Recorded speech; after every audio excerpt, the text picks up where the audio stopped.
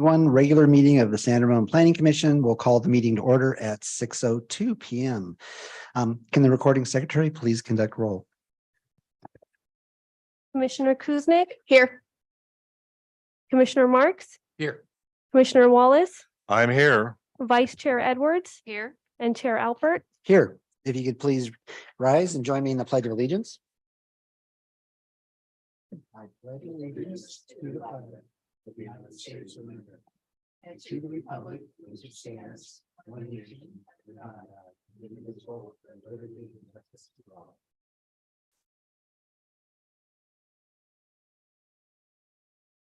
Item 4 is public comment, written communications. At this time, members of the public may address the Planning Commission on any item not already included on tonight's agenda. If you'd like to speak, please fill out a speaker card located in the back of the room and submit it to the recording secretary. If you're online, you may click the raise your hand button on your computer or *9 on your telephone to request to speak when public comment is being taken. Do we have any late communications? No. Okay. And do we have any speaker cards? No. Okay. And do we have any members on the Zoom call tonight? No. Okay, we can move on. We'll go ahead and close public comment. Okay. Item 5, additions and revisions. We have none. Item 6, the consent calendar. We have none. Item 7 is approval of the minutes from our March 7th, 2023 regular meeting. Anybody have any corrections, changes, updates? If not, if I could ask Commissioner Marks to make a motion. Mr. Chairman, I move approval of the Planning Commission regular meeting minutes from March 7th, 2023. What is that there? Okay. Okay, we get a moved with Commissioner Marks, seconded by. I'll second. Okay. Schmalz. Push the button. Great.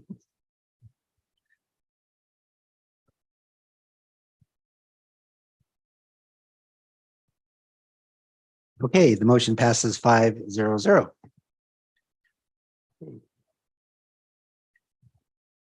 That's the agenda.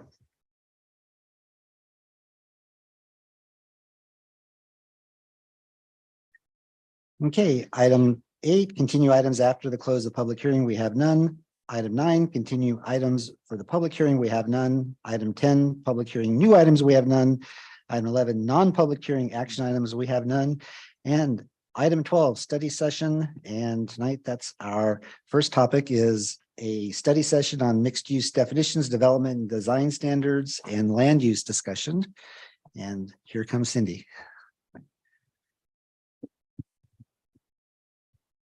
Thank you and good evening. Provided a PowerPoint presentation this evening for the commission. Should be in front of you, as well as a map of the mixed use area of the city that's in what we've been referring to as the core. And so I'll be going through those in my slides tonight, along with a couple of additional items that were not originally included in your staff report. So I'll make sure I slow down when I get to those additional slides. So just wanted to provide a recap of where we are and how we got to March 21st, 2023. As you know, we've had a series of meetings with our general plan ad hoc committee, as well as the Planning Commission and City Council. The last topic, or the last time we discussed the topic of mixed use, was actually back in August of last year with the Planning Commission at a study session, as well as with the City Council in September, where the direction from the city was ultimately to repeal the North Community Ramon specific plan and to replace it with a mixed use village concept in the core. So since those topics were discussed last fall, we've had some additional meetings, both related to mixed use with the ad hoc committee on September 21st. And then our focus was shifted to housing element adoption, where we tabled the conversation about mixed use until we could get through housing element adoption, which the city adopted January 30th. And then in addition to the work that was being done on the housing element, we also had an introduction to the Chevron Park proposal, which has resulted in some study sessions to talk about the redevelopment possibilities on that site, as well as reintroducing the DMU South concept.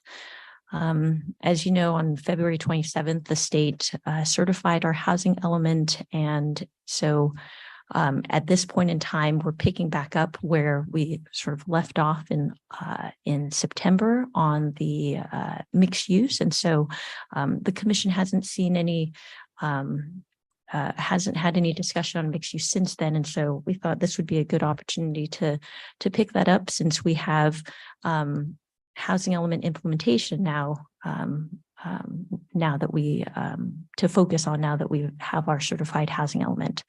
And so right now there's a number of different projects that the city is working on. Staff's working on the General Plan 2040 update, along with the Climate Action Plan update, and then the CEQA that's associated with that. At the same time, we're working on the zoning ordinance update that would implement the housing element.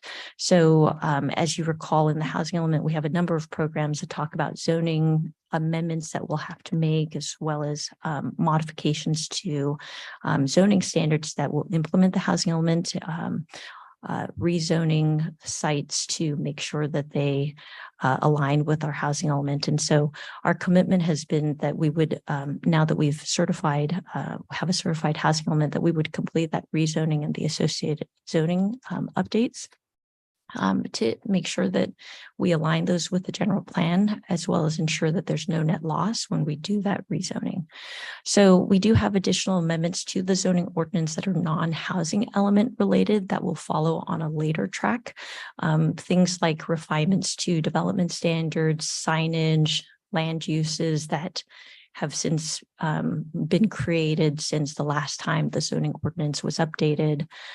Definitions, consistencies, once we have the land use elements and various elements in the general plan updated. So we will have a zoning ordinance update that will track with the non-housing element related items. And so the goal is to really at this point focus on the standards that for mixed use, as well as the updates that will be associated with housing element implementation. And so tonight's goal is really to focus back on the mixed use, because a lot of the conversations we had through the housing element was, how does mixed use look like once we increases the density ranges, what land uses are going to be allowed in the mixed use, how do we define mixed use, and then what type of objective design standards would we like to incorporate into the mixed use. And then we've had some recent conversations about parking and land use opportunities for retail. And so we'd like to provide, get some feedback tonight on those items. So the first part of the attachment is related to the purpose of the mixed use zones. The definitions of the mixed use follow each of the new zones that we have created. As you will recall, currently in our zoning ordinance, we have just a general mixed use zone, and then we have the city center mixed use. City center mixed use is not proposing to change as far as the definition, or at this time, there's no proposed edits to that definition. So we've not included that in your packet. But what we have included are the definitions for the refined mixed use. So rather than just have a general mixed use, now we've created some additional mixed use definitions so that when we talk about mixed use, we can look at what focus that particular zone is trying to address. So whether that's commercial emphasis or residential emphasis, or a downtown emphasis in that mixed use, we've created descriptions for each of the mixed use zones. Those descriptions are in line with what was presented to the commission back in September. And you'll see an updated description of the DMU South since to reflect the recent proposals at the Chevron campus. So the next topic is related to development standards. In our zoning ordinance, we have descriptions of what each of the districts are, and then we have development standards that essentially implement those descriptions. Development standards include things like density, heights, setbacks, lot coverage, floor area ratio, and those are the specific standards that when a project is being proposed, they are reviewed against. So the standards that are in the second section of your attachment focuses on development standards, minimum and maximum densities. These densities shouldn't be new. They were established during the review of the housing element, and so you'll see that reflected in the tables. Minimum and maximum floor area ratios also introduced back in September regarding increasing the minimum FARs for the mixed use commercial and residential emphasis, as well as the downtown mixed use. As we had explained previously, increasing the intensity, increasing the floor area ratio increases the ability for redevelopment, and also encourages new development to maximize the limited availability of land while still maintaining the retail opportunities.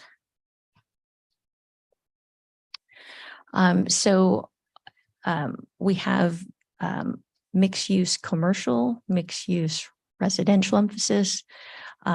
Those are the MUX and the MUR. One of the things that we've added to our tables is this concept of having a minimum non-residential floor area ratio in the commercial emphasis area. This would require that the existing retail square footage that's currently on site essentially be maintained while allowing for an opportunity to create additional residential opportunities within a commercial emphasis area. And then in the mixed use residential emphasis area, we've created a minimum floor area ratio for residential uses. By doing that, that would encourage residential units at a higher intensity and creating, would have the effect of creating greater affordability through smaller unit sizes. So taking advantage of those mixed use residential opportunities to at least set a minimum FAR on those sites to encourage using the range of density that's provided. Something just to keep in mind that we identified in the staff report and just wanted to make sure we highlight is that there are some special circumstances in state law that apply to housing opportunity sites. So if a site, regardless of whether has a commercial emphasis or a residential emphasis or a downtown mixed use emphasis, if it is a housing opportunity site, the way that state law is written is that those sites do not have to maintain a minimum non-residential floor area ratio. They can be developed as 100% residential on a mixed-use site. So something just to keep in mind is that those particular housing opportunity sites that have the mixed-use designation on them, they have the opportunity to be developed at 100% residential. Height is also introduced in the standards. 60 feet is what's proposed for the mixed use commercial and residential emphasis areas. That height would mirror the existing maximum height allowance in the mixed use zone. So we've mirrored the same height standard as what's currently existing in our land use tables. And then the 85-foot height limit in the downtown mixed use areas, that would mirror the existing maximum height that's currently allowed in the North Camino Ramon specific plan. So similar heights to what would have been allowed in the North Camino Ramon specific plan or in a mixed use zone in general. And then something that was discussed as part of our housing element was this concept of average unit size. Average unit size is calculated taking the total net area of each of the residential units in a project and then dividing that by the number of residential units in the project. When you establish an average unit size, it has the effect of encouraging new development to utilize the upper end of the density range while still creating some flexibility for housing types. So in the table, there was an example of, if you had a X number unit development, you could have a balance of 3,000 square foot units and 1,000 square foot units, and that average would get you, to 1,250 or 1,500, depending on, and that would give flexibility for the project to have a variety of housing types, but these are set at maximums. And so somebody could go to a smaller average unit size, but this is one way that we've provided the opportunity to still have that flexibility for mixed density developments while encouraging utilizing the upper density range. And so these next couple of slides are just from directly from the staff report. I've already covered the description of the mixed use and then the development standards that are on the far right-hand columns. But this is how the table would be laid out essentially to identify what is a mixed use commercial emphasis, what is a residential emphasis, and then how those standards would apply within each of those zones.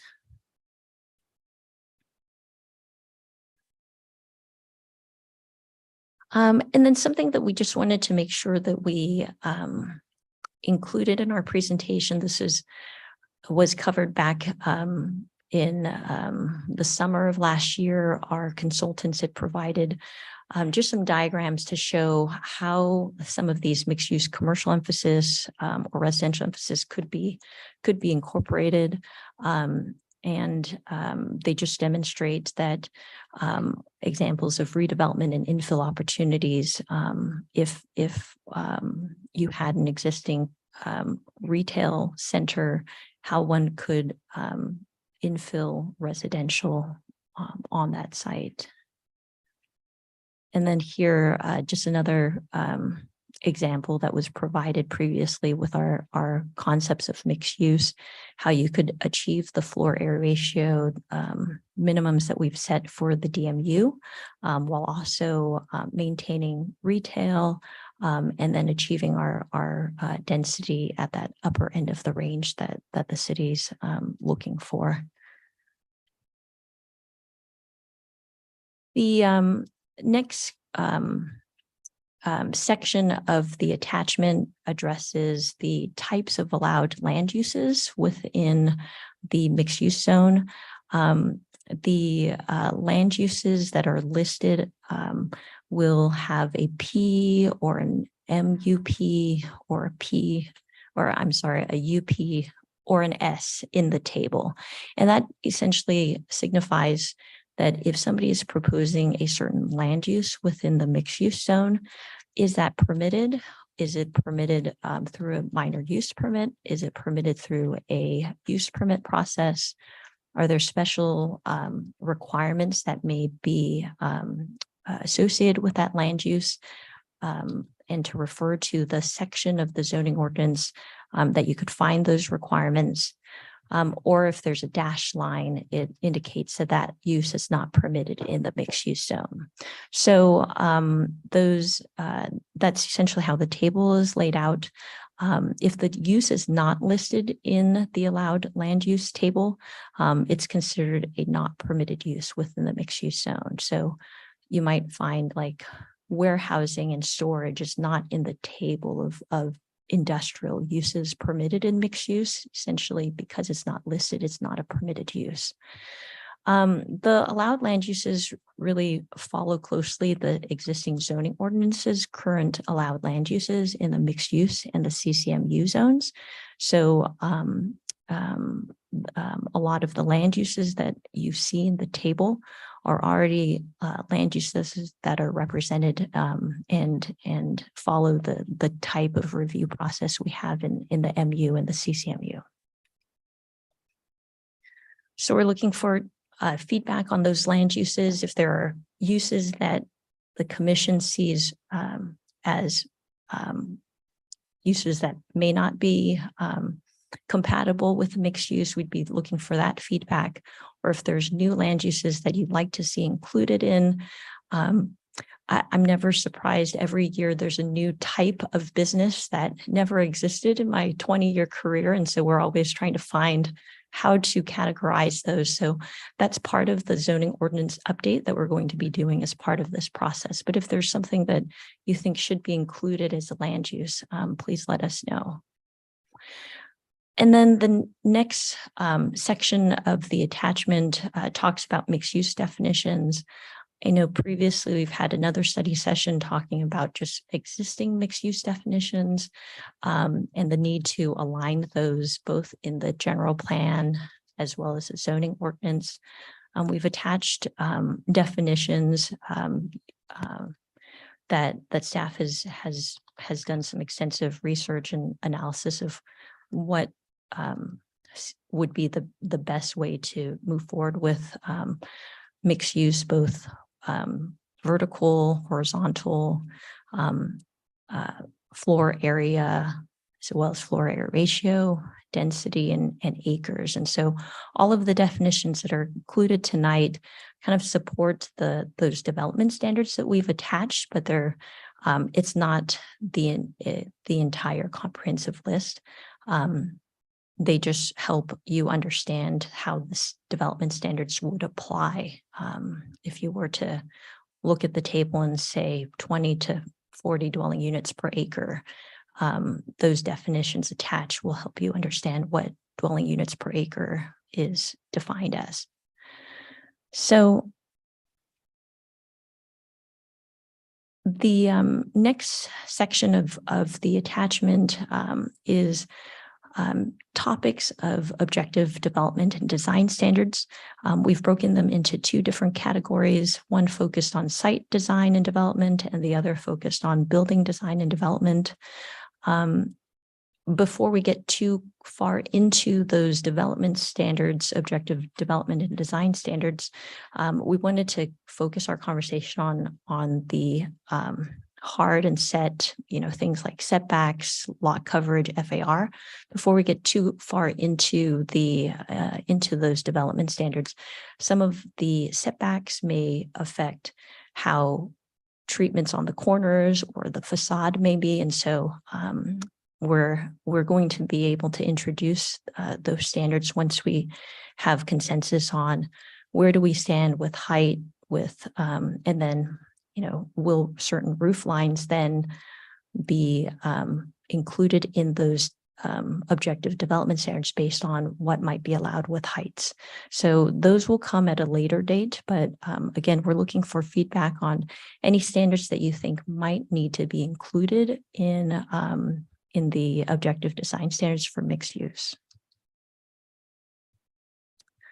So these next couple of slides just cover topics that have come up recently since that last ad hoc meeting that we had in September and our study sessions with the Planning Commission and City Council. We've had a few projects that have,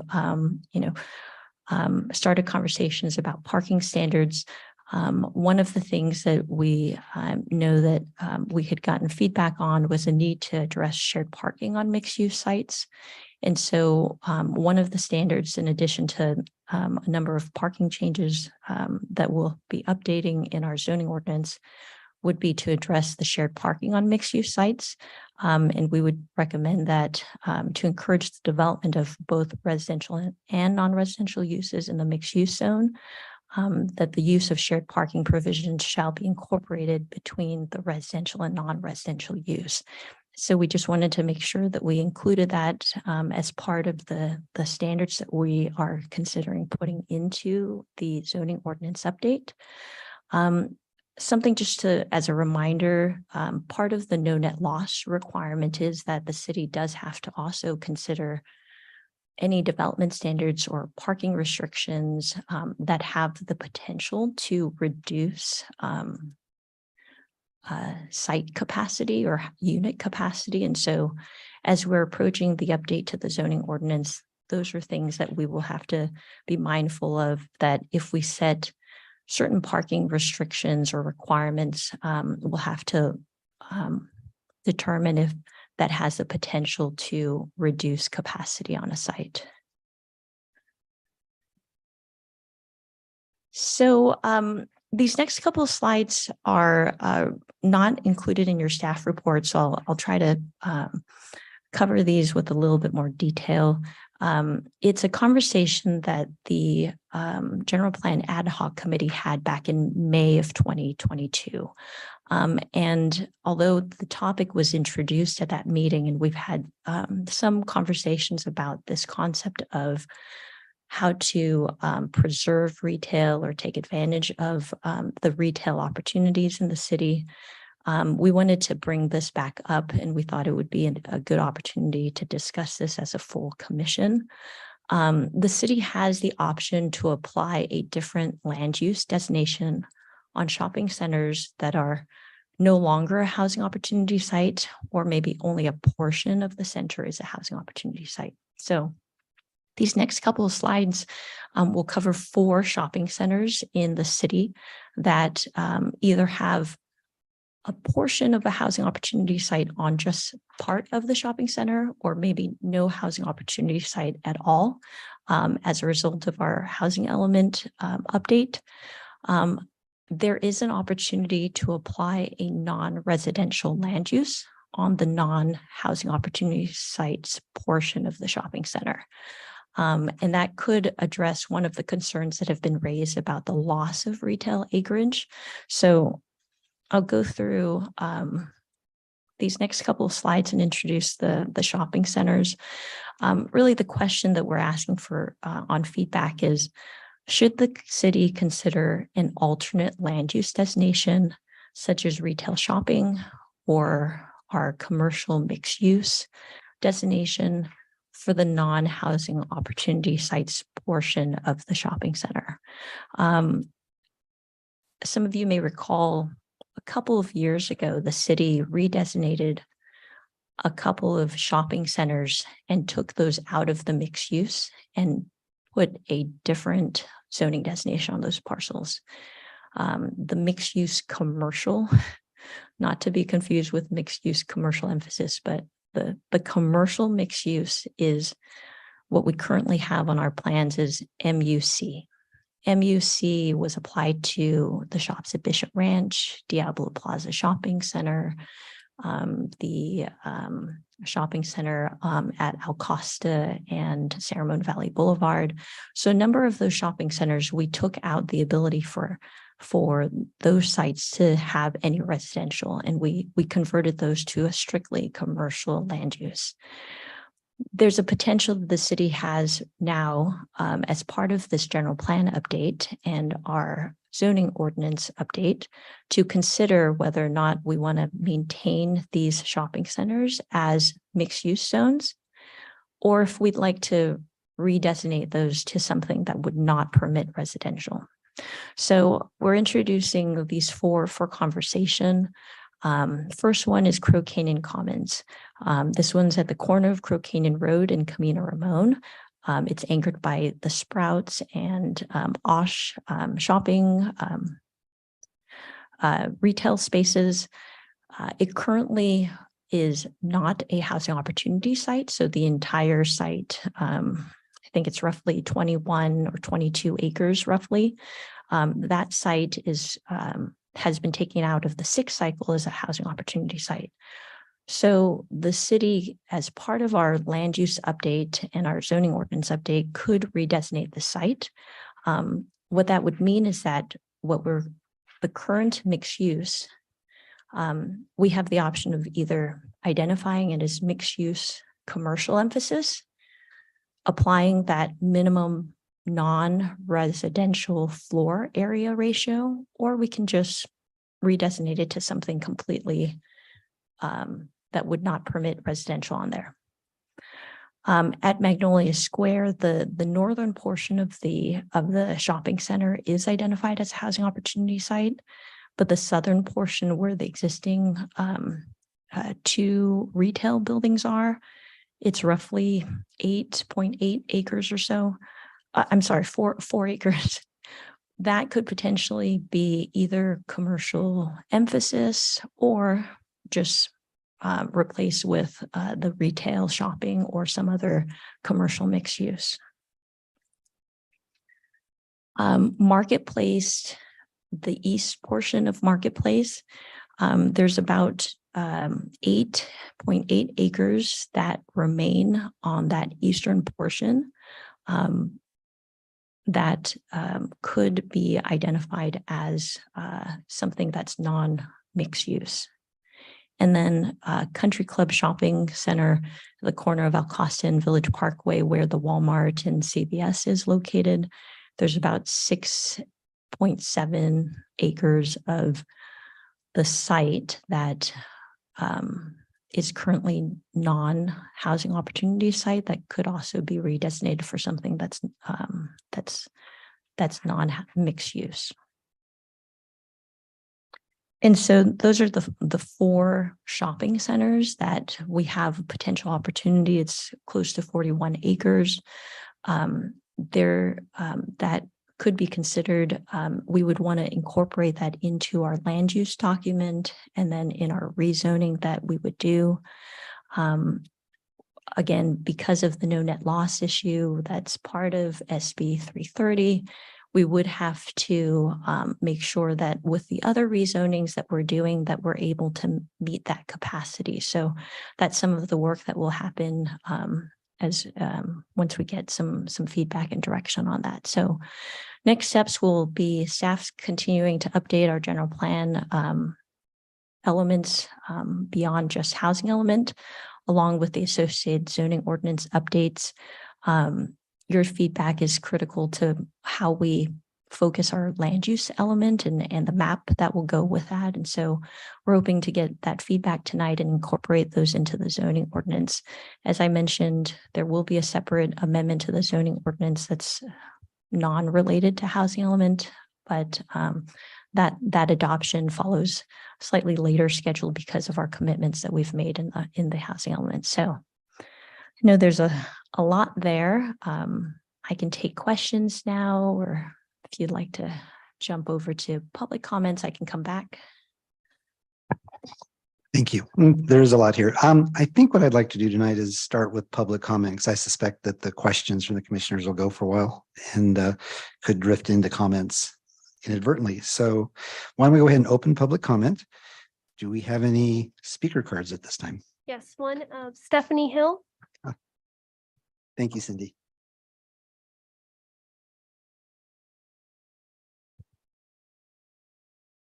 Good evening, Chair Alpert and Planning Commissioners. On behalf of Sunset Development, I'm Stephanie Hill. We appreciate the opportunity we've had over the past several months to discuss our vision for Bishop Ranch and the future redevelopment of Chevron Park. And we see tonight's discussion as a continuation as we discuss DMU North and South. We appreciate the detail and thoughtful discussion to date and the well-written staff report. We have a couple of comments that we would like to make. In our experience, successful retail is developed in nodes rather than being spread out over a large area. Within the Chevron Park vision, we're proposing 125,000 square feet of ground floor retail centered along Bollinger Canyon and Chevron Drive. To clarify the DMU South designation in the staff report, at Chevron Park, we are not proposing new commercial or office uses throughout the space, and specifically along the freeway frontage. As we shift towards residential development, we think it's important to allow the market flexibility to determine unit sizes and mix within the allowed density and building heights. When we look to the maximum average unit sizes that are included within the staff report, we find that they're a little bit smaller than what we've seen in terms of the proposals that we are looking at for Bishop Ranch. By way of example, Summer Hills City Village development at BR6 is the densest for sale development that's currently being proposed in the city of San Ramon. And it's also the densest development that they've proposed. The average unit size for that is approximately 2,200 square feet. In comparison, the table has about 1,500 square feet for that comparable density. As we shift towards the Chevron Park vision, we have a mix of different types of residential products, which blended together are about 55 units per acre, but an average unit size well above the 1,000 square feet that's contemplated in that table. So we'd really look to have a distinction for residential developments that perhaps that table is not applicable. Perhaps that's more appropriate for developments that have a required residential or a required commercial FAR. Thank you. Thank you. Do we have any other speaker cards? No other speaker cards, but we do have hands raised on the Zoom. Okay. I knew those. Jim Blickenstaff,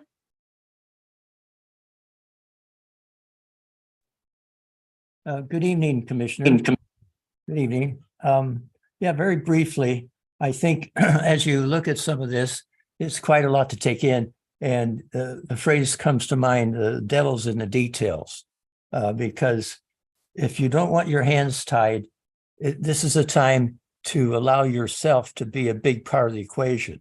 And that means being very careful with details that will tie things down beyond maybe what is appropriate for your view of the kind of development going forward. For example, I think there's a mixture of housing opportunity site and maybe mixed use and others.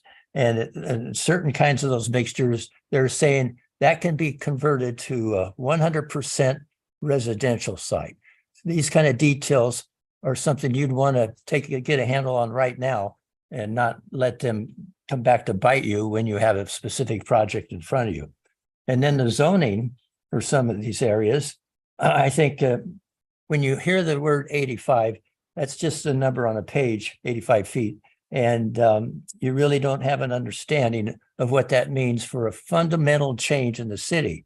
And so when some of these new zones are being proposed that mirror 85 feet, that's nice to hear, but it doesn't show you the reality of what is happening. I think more appropriately for the context of what San Ramon wants to be and kind of an alternative to the overbuilt city, you'd want it to mirror the 60 feet height of the mixed use zoning and some other integrated zonings.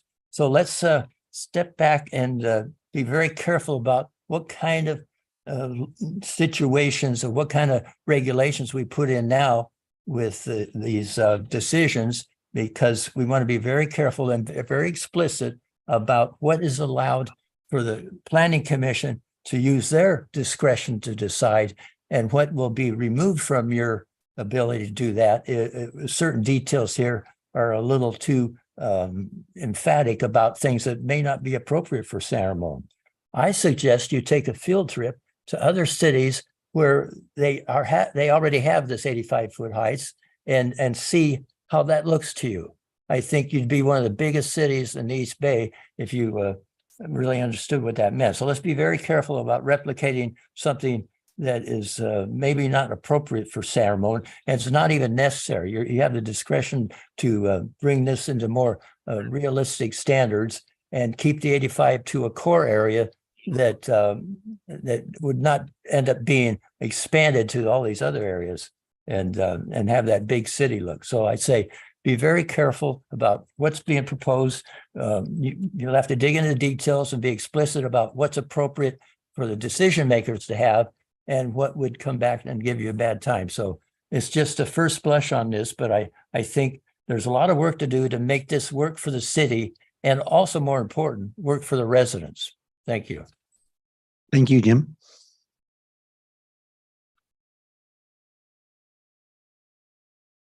Denise Morgan, Hi, my name's Denise Morgan, and I've been attending several of these meetings in the past. And your guys' job is very, very difficult. And I would like to reiterate what Jim just said. I feel exactly the same way. Through the marketplace, you guys, we somehow got you guys into a position with your hands being tied. And I have to say, it was embarrassing to me that we attended these meetings as residents, and only to find out that you locked yourselves in, not you necessarily, but the city did, and tied your hands. And that's the entire point of the Planning Commission, is that you guys have the freedom or have the means to be able to make these good decisions for the residents. You don't have a crystal ball, so you don't know what's coming down the pike and what could be happening. And by being so specific, by raising it to 85 feet, like Jim said, I just think that you're locking yourselves in. And so I'd like to be a little tougher with that rule. The other thing that I wanted to mention is, and it's kind of ironic because it's so darn windy today, but San Ramon is called the Windy City. And any of you guys that have been to San Francisco know that as those high rises and those buildings go up higher, it becomes a wind corridor. And, we want it, I think we want the best of both to make it a walking environment in the downtown. But if these buildings are 85 feet, we're not going to ever see the sun, as well as it's going to really create a wind corridor. So just my 2 cents worth. Do appreciate all that you guys do, and would like to see you guys give yourself a little bit more ability to do the good job that you're doing.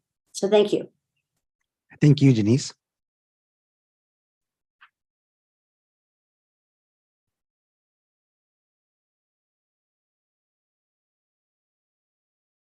Susan Ferris Indercom.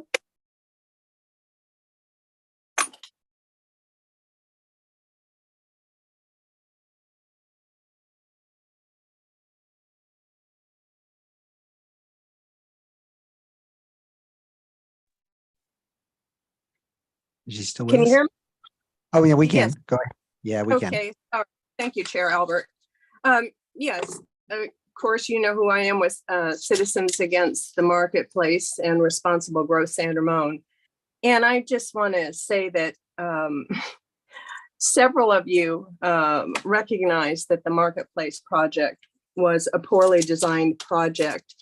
And I have to say that I'm a little bit miffed by the change to the MUR category and the way it is written, and the subsequent definition of the mixed use residential classification, because it seems tailor-made to codify the design that you just approved for the Marketplace, including the street facing housing entries, the ability to make it 100% residential.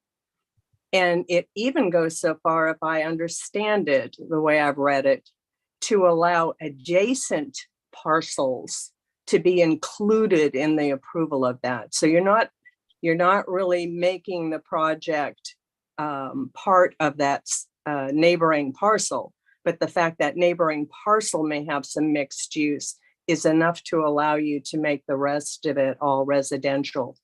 So I would just ask you again, with everything possible and on behalf of all of the residents of San Ramon, that you take advantage of this opportunity to really scrutinize what's being recommended to you by staff. And again, the reference to state laws, et cetera, being the emphasis behind their justification for doing this.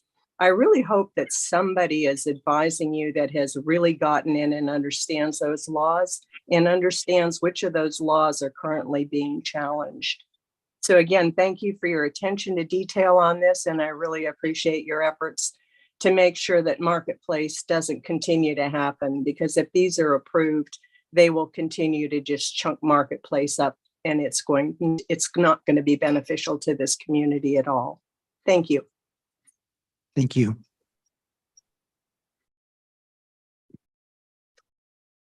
No other hands raised. Okay, why don't we go ahead and close public comment?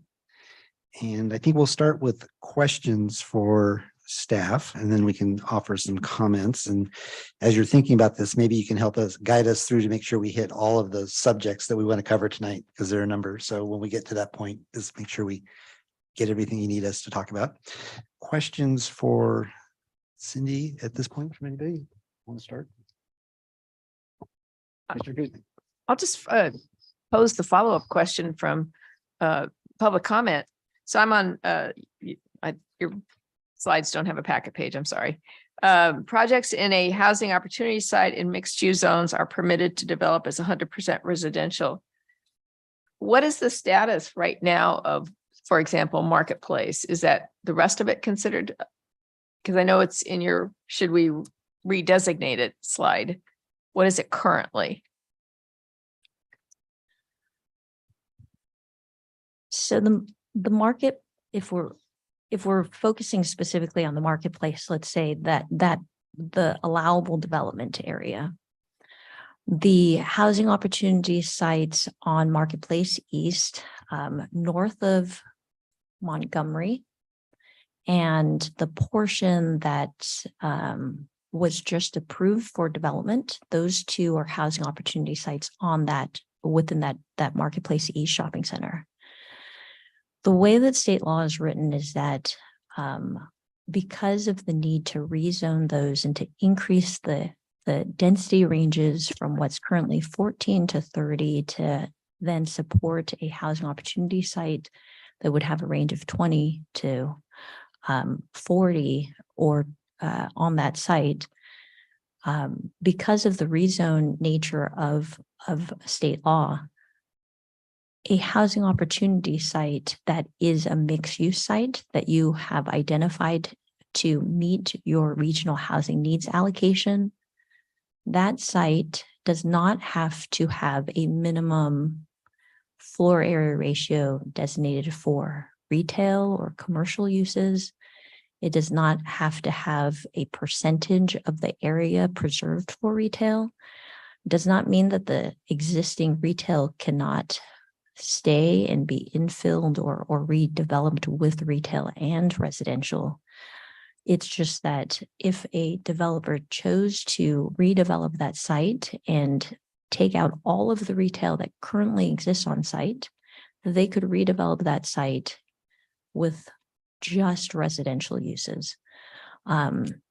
As far as the status of that particular site, because the Southern Housing Opportunity site has already been approved, the expectation is that that site will have a mix of residential and retail.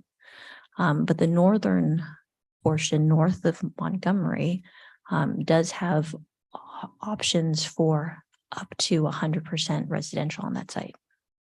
But they have to be currently designated as housing opportunity sites. That's correct. Okay. So in our adopted housing element, we have 55 some odd housing opportunity sites. Of those 55 sites, there are just portions of those sites that are identified as mixed use. Those mixed use sites that we have identified to meet our regional housing needs, those are the ones that have the potential for up to 100% residential. Thank you. I just wanted to have that clarified for us. Just And ask a follow-up question to that. On the sites that are the site we just talked about, for instance, are they allowed to develop at 100%? Are there any affordability criteria as well, or they just need to follow the inclusionary housing ordinance? Yeah, that's a good question. So the site has to provide at least 20% of lower income units on that site in order to qualify for the 100% residential.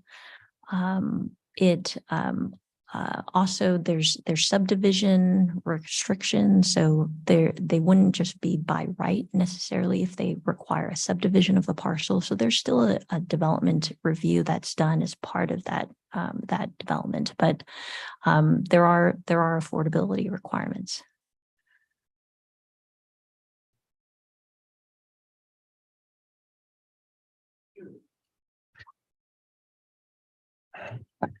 Hi there. Do you mind standing a little bit closer to the mic or trying to project a little bit Yep, more? of Of my course. age, my ears are not as good as they used to be. I'm going to have mostly questions. I may have a few comments thrown in there. to elucidate certain principles, but let me start with what we've been just talking about, housing opportunity sites. And I wanted to ask this question. The 20% figure that you mentioned, is that for low income or any type of affordable units? Because moderate income is considered affordable. So in the context of a developer wanting to develop a housing opportunity site solely for residential, does that 20% of units have to be set aside for low income only residents? So when I refer to lower income, it means very low, extremely low, or low. The 20% doesn't apply to moderate income households, just anything below low income. Okay. Now, actually, another question, which is for housing densities, we have brackets from 20 to 40 to 20 to 60. Is there anything that would prevent us from raising the bottom density to 25? So as part of the zoning update and the land use update, the descriptions of those land uses and those zones is what we are going to be adopting as part of our update. If our obligation for housing element is to at least maintain a range that allows for at least 30 dwelling units per acre. If the city through this update process chose to up the range, there wouldn't be a issue with meeting state housing law. We would just have to evaluate based on capacity, what the impacts of potentially the additional traffic or the additional population increase. And so right now our environmental document is going to look at the ranges that are established in these zones. And so if we do start to increase those ranges, there is a potential, because you're increasing the range of density, that could have an effect on VMT or greenhouse gas, increases, things like that. So those are things that can be done. We just have to look at what the potential impacts of that might be. Well, let me ask you this follow-up question then. You really talked about EIR analysis. Okay. Now, I'm assuming that in the mixed-use areas, when you're doing the EIR, there's a number that's sort of programmed in there for the density of these areas, right? That's correct. And what is the number? So we have a consultant that does the analysis. They look at some of the existing factors on a site. So on the information that we've provided to them include existing development on those sites and what capacity may be permitted based on existing redevelopment potential. So there isn't just a uniform factor that goes in to identifying what impacts may be associated in general. We've provided them a list of land uses that will change or have the potential to change with this update. And they will look at size of a site, existing land use, existing development on that site.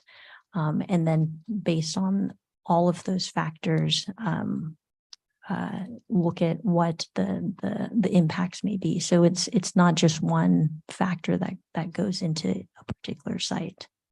Well, is there a capacity that's projected for each parcel that's designated for residential? At least for the housing opportunity side, say. There, for residential capacity, that's looked at based on how the site may currently be developed. And so we've identified there are some parcels that have the potential for redevelopment and redevelop the entire site, but then there are portions of the site that may only be infill and maintain the existing development on there. So there's a number of land use changes that are happening to make sure that we align with the no net loss and our mixed use update. It's there are some sites that are currently identified as mixed use, but already have residential on there. And so for those sites, for example, we don't expect a redevelopment of those sites, even though they're currently mixed use. There will be zero residential capacity. But there may be some sites that are non-housing opportunity sites that may have an infill opportunity on those sites that will change. So it's hard to say what that residential capacity is for each particular site because they've looked at all the aggregate changes that are being made to then determine what those impacts are as far as the projected additional commercial or projected additional residential capacity. So what numbers is the EI looking at to project impacts on the air, the traffic, the noise, things like that? A lot of that is based, the analysis is based on the additional population increase or the additional commercial or office increase that's resulting with our land use changes. So, for example, we have these mixed use sites that we've identified tonight that have a potential to change to retail or something that does not support residential. In our environmental analysis, we have identified that because it's mixed use, there is a potential for some residential and some retail on those sites. If we change those to retail, that will reduce the residential population that we've associated with that site. So reduce the overall long-term population for the city, but has a potential to increase retail opportunity on that site. And so there's a factor that's put into the environmental document to address a increase in development potential for that property, especially given that we're increasing floor area ratio from what's 0.7 right now to a minimum of 1.25 or a minimum of 0.7. They take that information and look at what the potential redevelopment is on those sites to then project out what the vehicle miles traveled associated with those parcels will be, or the population increase, or the air quality impact for those sites. So a lot of that work is being done through our consultants. So I don't, if there are questions specifically that you want to be brought back at our next meeting, I can see if there's additional comments beyond what I can provide tonight. Who's the consultant? So we have a mix of consultants. Our environmental consulting is Rincon Consultants. They provided us assistance with our housing element update. Our traffic consultants is Fear and Peers. They're doing the traffic review. They all fall under our master consultant or our primary consultant, Mintier Harnish, who's doing the land use update. Okay. Now, the mixed use definitions you're proposing are basically layered over what is or what used to be called the North Camino Ramon specific plan area. But there are areas in the city that are zoned as mixed use that are outside the North Camino Ramon specific plan area. How do you propose to characterize the zoning on those spaces? So what we'll do with those particular sites is look at what mixed use commercial or mixed use residential emphasis would best apply there. So if we decided not to change Crow Canyon Country Club, for example, but knowing that the commission is interested in preserving retail on those sites, our recommendation would be a commercial emphasis mixed use on that site to preserve the non-residential FAR and as opposed to mixed use residential emphasis. So that information will be part of the land use element. You'll see updates to the land use map that changes what currently is mixed use to a mixed use commercial or mixed use residential emphasis as part of the land use update. So you're going to apply the definitions that you've basically laid out on the North Camino Ramon area for the mixed use areas that are outside that area. It's just a question of which particular use fits that particular location. That's right. But I should say that we would not apply the DMU north or south to those other areas. DMU north and south are just specific to the core of the city. So those other sites would either be a MUX or an MUR. Okay. We may change those acronyms just to make sure that there's no confusion about the MUC. So I just want to put that out there. But currently the MUX and the MUR, that's what we would be proposing. Okay. Well, let's talk about MUX, for example. Now, in your proposed uses, you say that you have both commercial and residential uses as, quote, the primary use along street frontages, close quote. You use that term both to describe the residential component and the commercial component. So it's not clear to me how that can be. So is in the MUX area, do you anticipate that the primary street frontage will be for commercial? For the MUX, so the commercial emphasis area, that would be the proposal would be that along the street frontages that you have either commercial or a mix of perhaps commercial frontage on the ground floor, maybe residential if that would be supported. But, again, maintaining that point, the minimum non-residential floor area ratio, there could be some combination of that. But as we get into the design standards, if there is direction for how you might want to see the relationship of the commercial to the street frontage, those are things that we'll consider and incorporate as part of the objective design standards. Okay, well, I'm just thinking that if you want to have objective design standards, you sort of have to pick whether you're going to have commercial or residential being the street frontages, but I guess we can get to that when you get to objective standards. So through the chair, just real quickly, the MUX talks about commercial uses as a primary use along street frontages with residential behind or above the primary commercial uses. Thank you. Question. You've used the term horizontal mixed use and standalone. What's the difference? Just make sure I get to the right page here.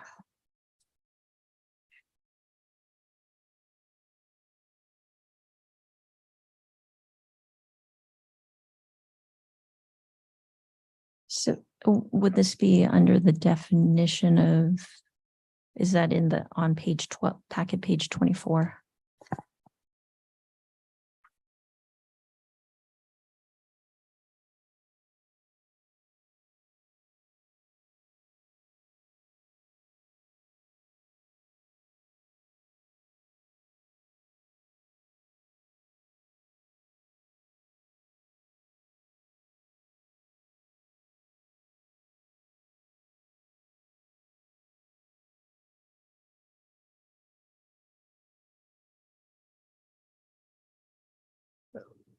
I mean, it occurs to me that you could use horizontal mixed use if the two uses are side by side in the same building.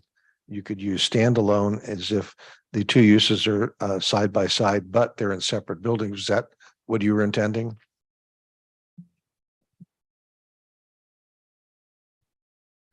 Right. So it could either be one mixed use structure, two or more separate structures on one parcel where you could have one use in one building and the other type of use in a separate building for it to be considered a horizontal mixed use. So the land use, in order to be considered horizontal mixed use, the mix of uses doesn't have to just be in a single building. They could be in two separate buildings.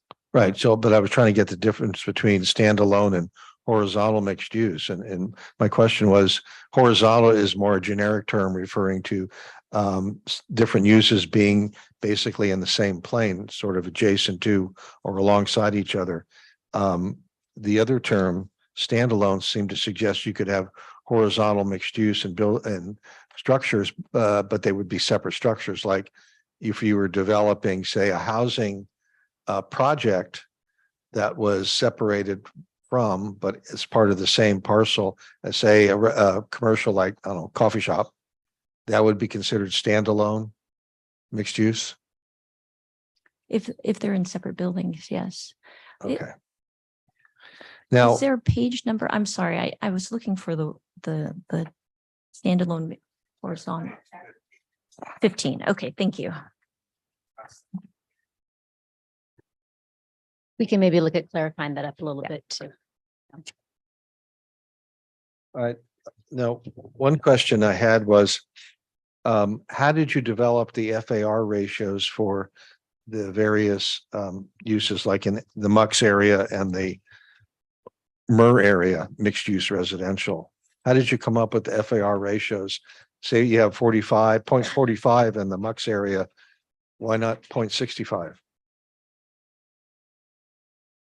So what we had started with was looking at the existing shopping centers that and what the current floor area ratio is on those sites. On average, right now, the floor area ratio for those sites do not exceed the 0.45.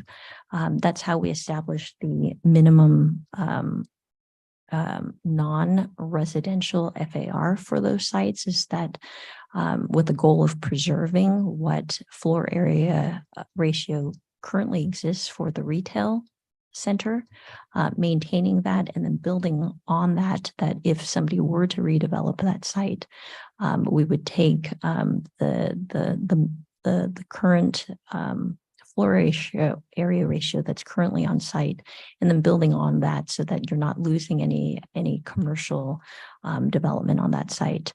For the minimum site FAR, the 0.7, for both the MUX and the MUR, because so the city's current floor area ratio maximum is at the 0.7. In consultation with our consultant and looking at the various FARs that they've established in their other general plan updates, and then what can be achieved with the minimum and maximum density range, and then to encourage redevelopment of that site. That's how the 0.7 and then the range of 0.7 to the 2 or the 2.75 was established, as looking at what currently is feasible given those density ranges, given the heights that are permitted, and then also with the goal of either preserving non-residential on site while also encouraging the redevelopment of that area.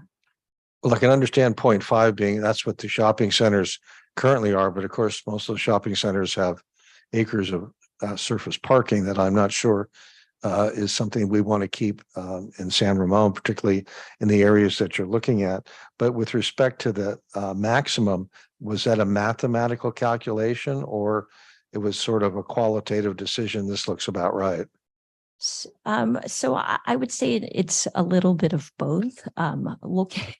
We looked at examples of successful FARs that have been achieved in other cities. Some of that information that was presented back in, I think it was maybe April or May of last year with our consultants that went through what does a high FAR between, from 0.95 and well, 0.45, 0.95, 1.27, that was one of the slides here, all the way up to 3.8 and 4, and looking at what can still be achievable, what could be developed within those ranges, and also looking at what the city has done historically in the past as far as floor area ratios that we've been able to accomplish here. It's looking at the potential of some sites, and then also the historical of what has been done, not just in San Ramon, but in other cities that have done successful mixed use. Have we built any mixed use projects in San Ramon in the last 5 years? So I guess it depends on what you define as mixed use. Okay, fair So- enough. Mixed use is as defined in our zoning ordinance. It's a complementary mix of uses on the same site that contain both residential and non-residential uses. Yeah. How about that as a definition? Yeah, so I would say a portion of Doherty Valley specific plan, there's a mixed use site at the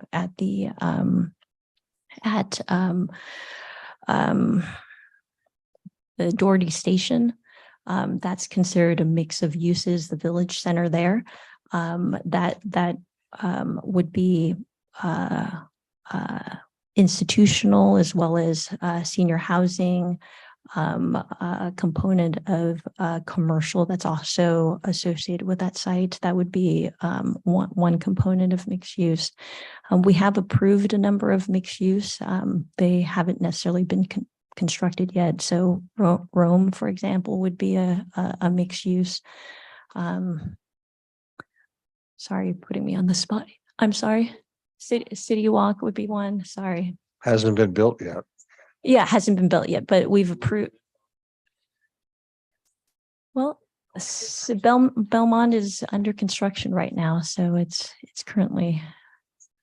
So you mentioned Doherty Valley and Doherty Valley Station. Are you considering the senior housing to be the non-residential use?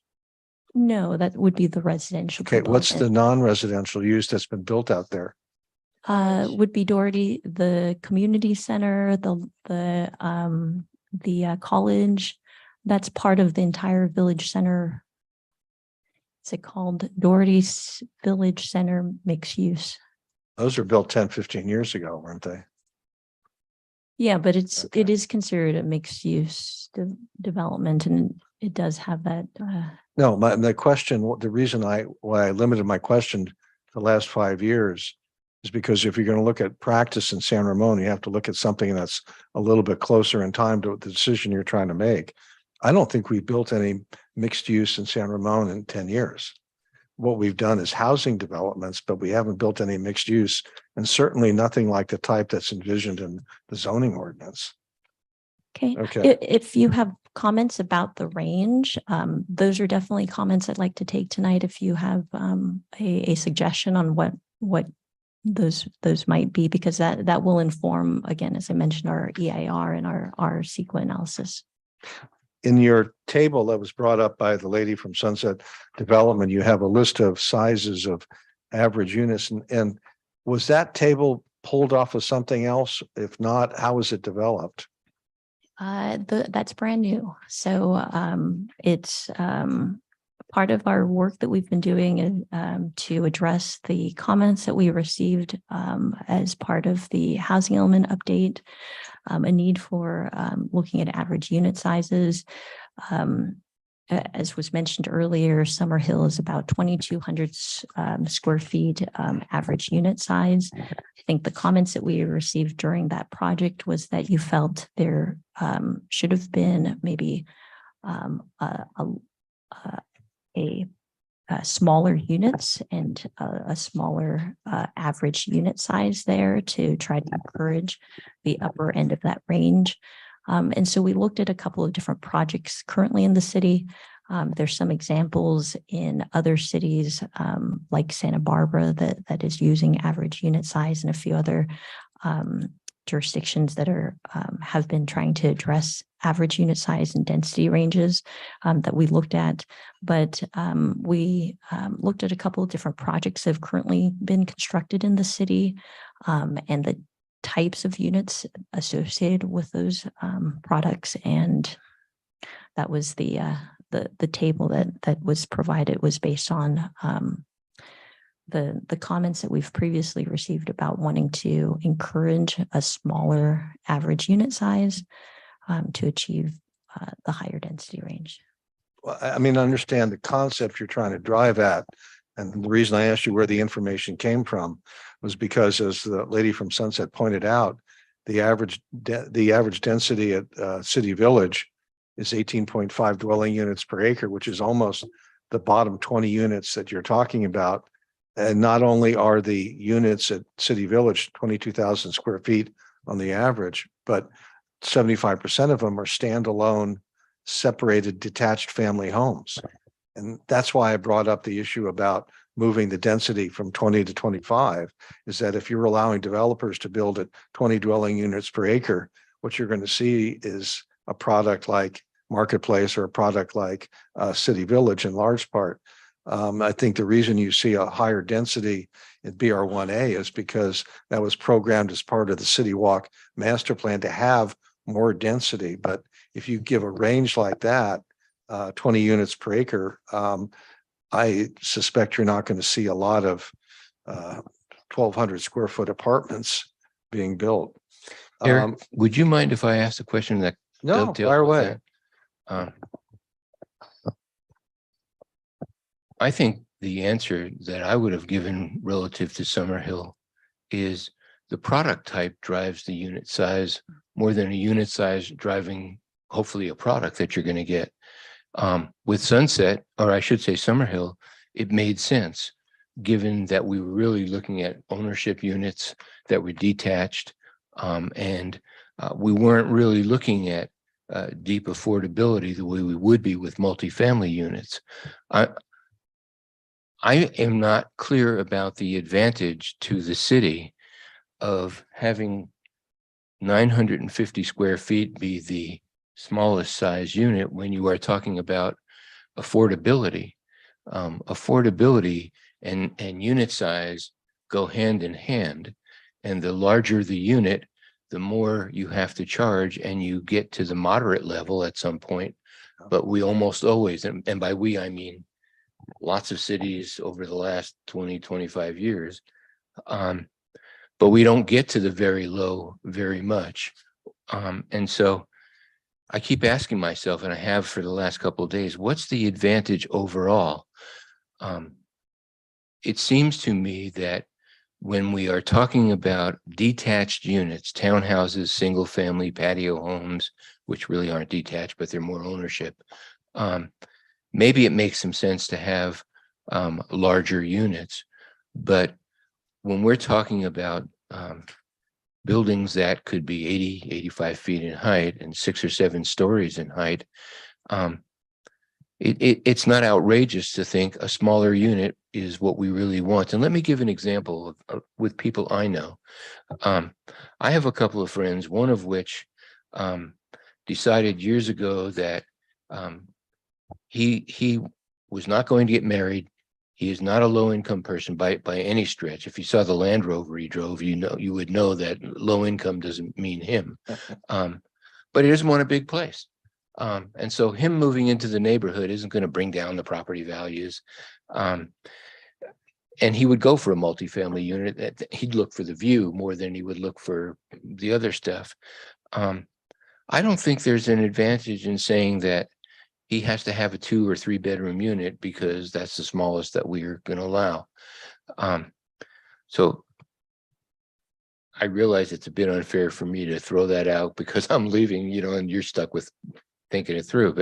But I just don't see the advantage in having unit sizes that are at least not relevant to the type of product that you were talking about, and not letting the market drive what the market at that time thinks is the product that they are trying to achieve. Yes, I want affordability, but my experience says affordability and square footage can't work against each other. The larger the unit, the more it's got to be paid for, the more it's going to cost the tenant.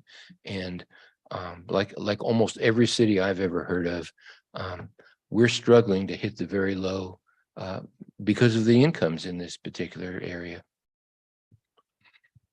Could I jump in on this one Of question? course. I just want to make sure I'm understanding the mechanics correctly. So say somebody comes in on the MUX and they propose, does it start with the proposed density of 20 dwelling units per acre? And then we flip to the table that says the average unit size then would be 1,500 square feet. Is that the way we work with these two tables and how they work together? Or am I doing it backwards? Which is the dependent, which is the independent variable? So process? in that situation, if they're proposing 20 dwelling units per acre and the range allows for the 20, Yeah. the average unit size, so the maximum average unit size would be 1,500 square feet. So potentially you have either, let's say, every unit they build is going to be $14.99. That would mean that all units in that development meet both the density minimum and then as well as the average unit size. Or that product could be a variety of mix of uses or mix of housing types, maybe some that are larger units, some that are smaller, but they could all be condos. They could potentially be townhomes or apartments, but we would be looking at not exceeding that maximum of 1,500. Doesn't prohibit the development to be a lower average unit size if they wanted to achieve that, but it's an opportunity to say, let's say you are a Summit Hill project and the range did allow for 18 dwelling units per acre. By not allowing them to do 2,200 units as their average, maybe if they're only at 1,500 units as their average, that could encourage more units in that development in order to achieve the average maximum. Okay, but they start with the density at 20, and then we move to the table. So they could, taking it simple, 2 units, one's $29.99 and one's 1,000. The average is whatever the right number is. That's kind of the way the math works. Yeah. And then if we were to go down this path, does this start to come into conflict with some of our other housing element policies about supporting large families and everything else that's in there? We have to think about that as well. So the city does already provide opportunities for large families, but it wouldn't necessarily prevent a developer from still achieving those goals in a new development where you do still encourage 3-bedroom units to try to support families that may want to be renting but also still provide for a studio or 1-bedroom unit. It doesn't exclude the developer from having to meet those other goals that the city has. Okay, thank you. On section D2 15, you have a couple definitions, and I had a couple questions about that. And our favorite topic, net acres. The description is you exclude from the gross area of a site. My first question is, when you're calculating net acres, is this after you see the proposed development? In other words, Bob comes in, Bob wants to tear down a grocery store. He wants to plan a development. You calculate the net acres of his development after he lays out what the proposal is, correct? Right. You could do before they propose a development. Let's say you're just looking at a site and what the potential might be. If half of the site is in a unbuildable earthquake zone, you could still determine net acres that way. Or if there are encumbrances that are on the site that already exist, easements or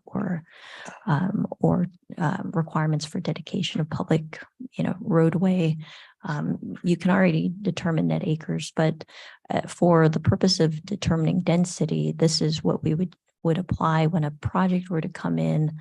And we were trying to apply the densities for a project. We would look at the project and what they propose to be excluded from Okay. net definition. So the first category under net acres is, quote, all public and private streets, comma, and streets which provide primary and direct access to a public street, period, close quote. So is there a third type of street besides public and private? No, I will just say that this is the current definition in the zoning ordinance. So if you think that perhaps it could be clearer we can refine that. So I would personally say they're either public streets or private streets. There's two types of streets. And then this third one, streets which provide primary and direct access to a public street, that could be a private street that provides access to the public street. So it may just be a clarification of what a private street could look like. There are flag lots and other types of situations that some people may argue may be a private street, but I think if you need further clarification, we can update the definition and do some comparisons to other definitions. Well, I'm struggling here to be an objective standard. And it seems to me that if you want to make streets a subtraction from net acres, which I think I've heard occasionally, I think you just leave it at public and private streets, period. You're just introducing an element of ambiguity by the rest of it. So would it be all public and private streets and then strike out everything After that, as your proposed definition? I just want to be sure. Okay. Now, item number 2, I'm not going to go through all of these, but item number 2, it says land which has been determined to be hazardous or unbuildable based on city's grading ordinance or resource management division. Determined by whom? So grading ordinance typically refers to the city engineer that is responsible for that ordinance. Resource management division is usually the zoning administrator for the zoning ordinance. So the determination is made by the city, whether whether a portion of it's hazardous or unbuildable. Okay. Right. Okay. Are you proposing to have a definition in the new and updated zoning ordinance for what constitutes a mixed use project? A mixed use project. Well, I know that one currently exists as in the zoning ordinance, but I think that rather than trying to confuse things, I think mixed use and then mixed use horizontal, mixed use vertical is the what we were proposing to include and not carry forward mixed use projects so that there's no inconsistency between definitions. Okay, so let me. Unless you'd like us to include mixed use project, we can include project as a definition. Sorry, we can include mixed use, but perhaps maybe if you have a definition for project and a definition for mixed use, we wouldn't need a mixed use project definition. Okay, let's give you a hypothetical. Bob owns a property that contains a Wendy's. Sally owns the parcel next to him, and it contains cabinet store. So Bob wants to come in and say, I don't want to run Wendy's. I want to build an apartment complex here to provide housing here. Is Bob's proposal a mixed use project? So it says under the definition, mixed use may include a proposed mix of uses on one or more parcels or the addition of a compatible uses on parcels with an existing use. We probably would need to clarify. I don't have the definition of project in front of me. I believe it talks about ownership of parcels. I don't have that in front of me. If project currently includes either ownership or adjacency. You can also look to the definition of site in this case, and in terms of how it's configured, it ultimately depends on the project area and single control over the proposed development. Okay, so let's modify my hypothetical. Bob buys Sally's parcel. So now Bob is the proud owner of a lot that has Wendy's and a lot that has a cabinet store. Bob still wants to build his apartment building. So Bob comes into the city and says, I want to tear down Wendy's. I'll keep the cabinet store, but I want to build a 4-story apartment complex on what used to be Wendy's. Is that a mixed use project? So that staff would say yes, that would constitute a mixed use project, just because they're not introducing two new uses on the site. If in that scenario, the property owner owned both of those sites, wanted to retain one existing land use and then introduce a new land use on the site, we would consider that a mixed use project. So I understand it, that as long as a developer owns a piece of property, and as long as when the dust settles, there's two different types of uses on the property, that would be considered a mixed use project, even though only one type of use was being actually built on the project, the site. Yeah, I would say it would be similar to, for example, again, going back to the Doherty Valley Shopping Center. The city owns the city's community center. The school, the community college owns their parcel. Chappelle is building the residential.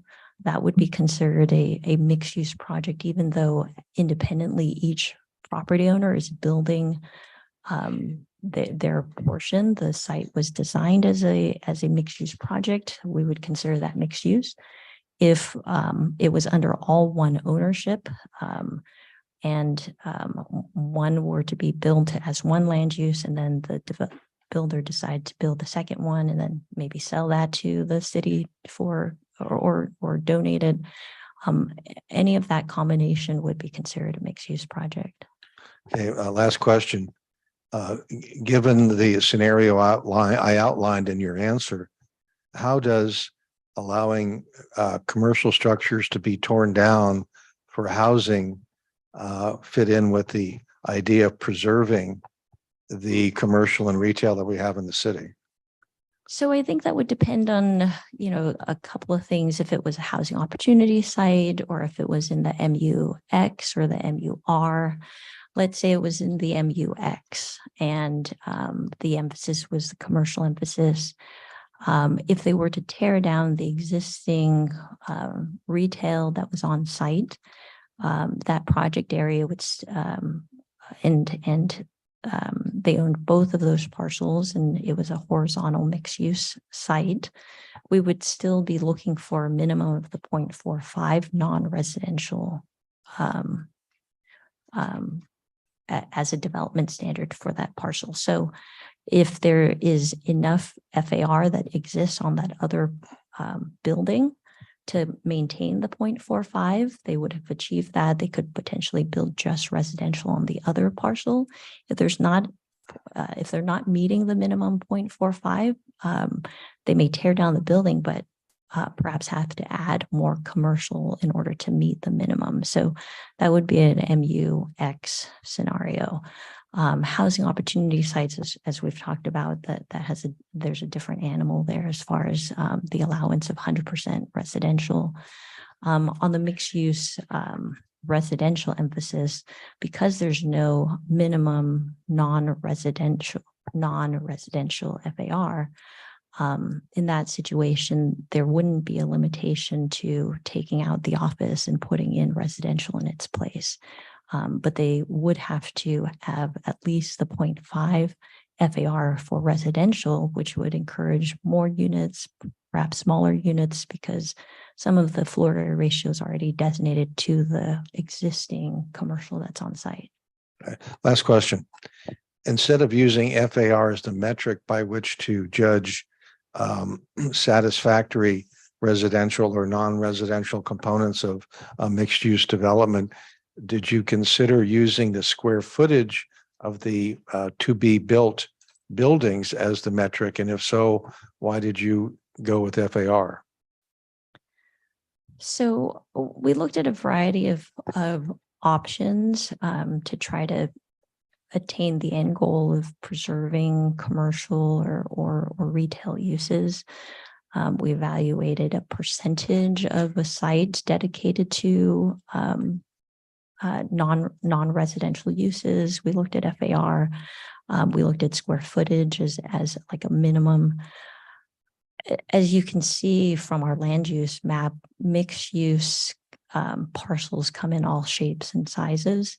It's really difficult to establish just a minimum percentage or minimum square footage for retail when you're trying to encourage redevelopment of maybe a parcel that's kind of reached its age limit, that something in order to encourage the property owner to try to redevelop that parcel would be this ability to increase FAR on their site. If they're limited just by having a percentage of the site always be maintained as that non-residential use or a minimum square footage, there are going to be limitations of being able to build different product types that may best suit that parcel. And so, after reviewing other zoning ordinances, working with our consultant that has done zoning ordinances for a variety of jurisdictions, and also looking at the history of the city where we have previously had percentages and FAR minimums for each use, and none of those which resulted in really any redevelopment of those sites. We've taken this approach of establishing an FAR. We did also speak with through our housing element engagement process and our stakeholders. They did talk about needing flexibility for FAR and some of the limitations that percentages and fixed number could have limitations for redevelopment.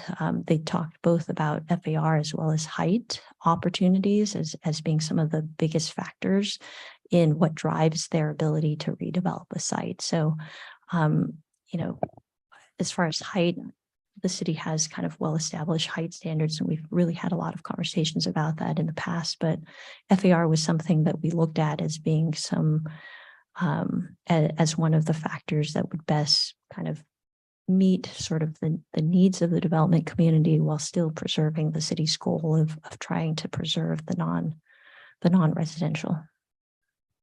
Okay, thank you.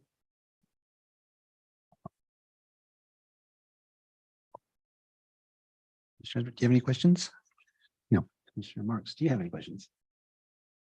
I had some comments regarding one of Cindy's answers, but I'm not sure I want to give it right now.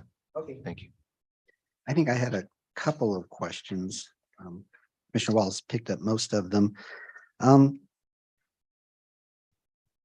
Do we ever retire land use descriptions? It seems like we're pretty quick to add new ones. And, I was thinking in particular in our current general plan, we have mixed use, we have center mixed use, we have mixed use commercial. That I looked at the San Ramon Village specific plan. We have a few. Do we ever try and normalize those and get them to fewer versus keep adding them? I think that's going to be the goal, at least that I have moving through this general plan update. In part because SB 330 forces us to do that. And because we have so many specific plans that are out there right now that make it really difficult to make sure when we're in a specific plan area trying to hit the goals for that and also the general plan land use, right? So our hope is that we get some consistency with land uses. And so you may be seeing some edits that are made to those, but we do also have to be careful about how some of those changes can impact sites. So, but we are going to consider that as part of this update to make sure that ranges fit with specific plan and general plan and that we're not creating some inconsistency between those. Okay. Might make the letter picking easier too if you have fewer. But Simplicity is overrated. Well, not to me. I like it simple. I think you answered this, but I'll ask anyways since I wrote down. So the proposed standards that we have, especially when it comes to the retail center, what we're trying to preserve retail, have you discussed with the development community or your advising group is this likely to result in the kind of developments that we think we'd like to see there? You know, I get that it worked in other cities or not, but I know you've talked to our developers quite a bit and our property owners. Is that part of the process that you've gone through? Well, I would say that in those conversations with our development community, the key point that they consistently made is the need for flexibility.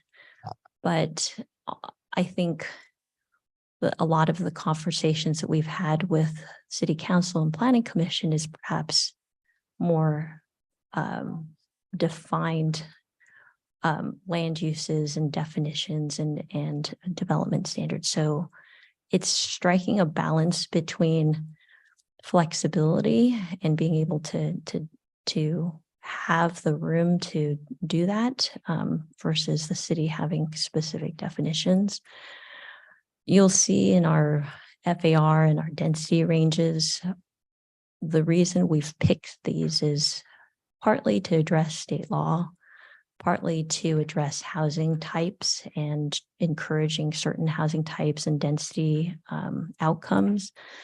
And then also having very specific standards that a developer can say, it's not too complicated where I'm better off not doing anything with my parcel, but there's enough wiggle room there where I have what I currently have and I can develop or update my center under the confines of what currently exists.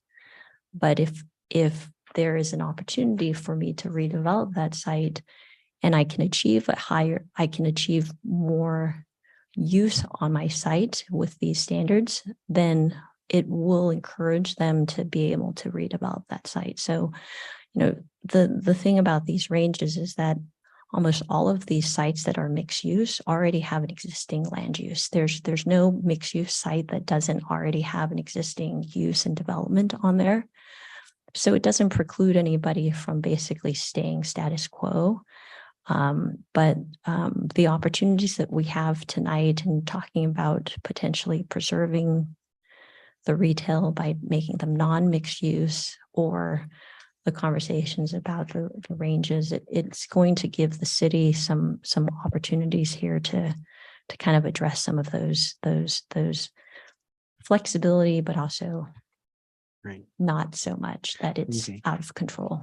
And is it true that we need to be careful when we say flexibility, we don't let go of when I hear flexibility, I think we don't have standards, but I've heard for the last 6 months or more that we need to have objective standards. And so we're not confusing lack of objective standards and flexibility, right? It's right. So flexibility in the sense, for example, downtown mixed use, providing a range that's 20 to 60 encourages potentially preserving what's existing on site and developing around what's currently there, or potentially having the higher density that would allow for a redevelopment of that site to provide more units to meet the city's RENA goals. So that's kind of the flexibility that I'm talking about, is having a range that gives some room. Saramone Village specific plan would be potentially one, example of where flexibility doesn't exist in the VCMU, where the dictated range is 30 to 35. And what we've heard from developers is that's such a narrow range. Even if I did a density bonus on top of that, it's the upper end of the range is too low for me to get to maybe 60 units per acre. So that's the kind of flexibility that I'm talking about, is when you have narrow ranges, it makes it a little harder for somebody to, consider a site for redevelopment. That makes sense. Thank you. During the ad hoc meetings, and maybe this gets into what we're talking about with the definition of a project, it was asked incremental redevelopment of a property. Is that where perhaps the changing the use to that new retail only could protect the rest of the shopping center? Or how do we think about incremental redevelopment of a property? excluding housing opportunity sites, just a straight mixed use property. So no, what we've presented tonight is a mixed use commercial emphasis zone. So that's brand new for the city. And the goal of that is then to, with the goal of preserving not the non-residential uses on the site. Staff thinks that is an opportunity to be able to meet the city's goals that we've been talking about, preserving retail and preserving commercial uses. But if you don't think that you're comfortable with just leaving it up to mixed use commercial, there is that alternative that we've kind of been discussing for the last year, and we haven't quite come to a decision on that. It's been introduced, but I think we've been focused on definitions of mixed use and housing opportunity sites, that we thought this would be a good time to revisit that, since we are moving into draft elements and trying to bring those before you in the next couple of months. Okay. And then no net loss and changing shopping centers, like that's, the four that you said, let's just hypothetically say we like changing them all to residential. So we're removing Retail. So yeah, retailing, sorry. Yes. Thank you. Retail only. So that means we're removing housing. So in order to preserve our total housing that we need to preserve, that's where perhaps Chevron comes in. Is that where we would have to find someplace else to increase the potential housing that was programmed into that site? Is that how we work on that? We would look at it in total. So not necessarily, certainly redesignating a existing non-residential land use to now include residential land use automatically gives us a increase in residential capacity. So but we don't necessarily depend on one to achieve the other. We haven't done that analysis to say by taking off 41 acres, you could then achieve that by redesignating Chevron. We haven't done that analysis. But what we do know is that, of course, anytime you take a non-residential land use and then allow capacity there, you are, and you do that in the same action, right? So the no net loss is taking one off and putting one on. Then you are achieving the no net loss requirement. So those both have to be at the same action, I think. Correct, is critical, right. Whether it's elsewhere in the city.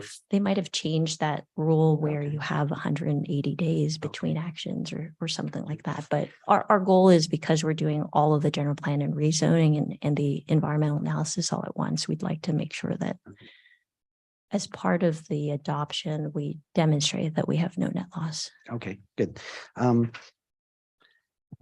In the packet, there was packet page 25. It was just a list of development and design standards.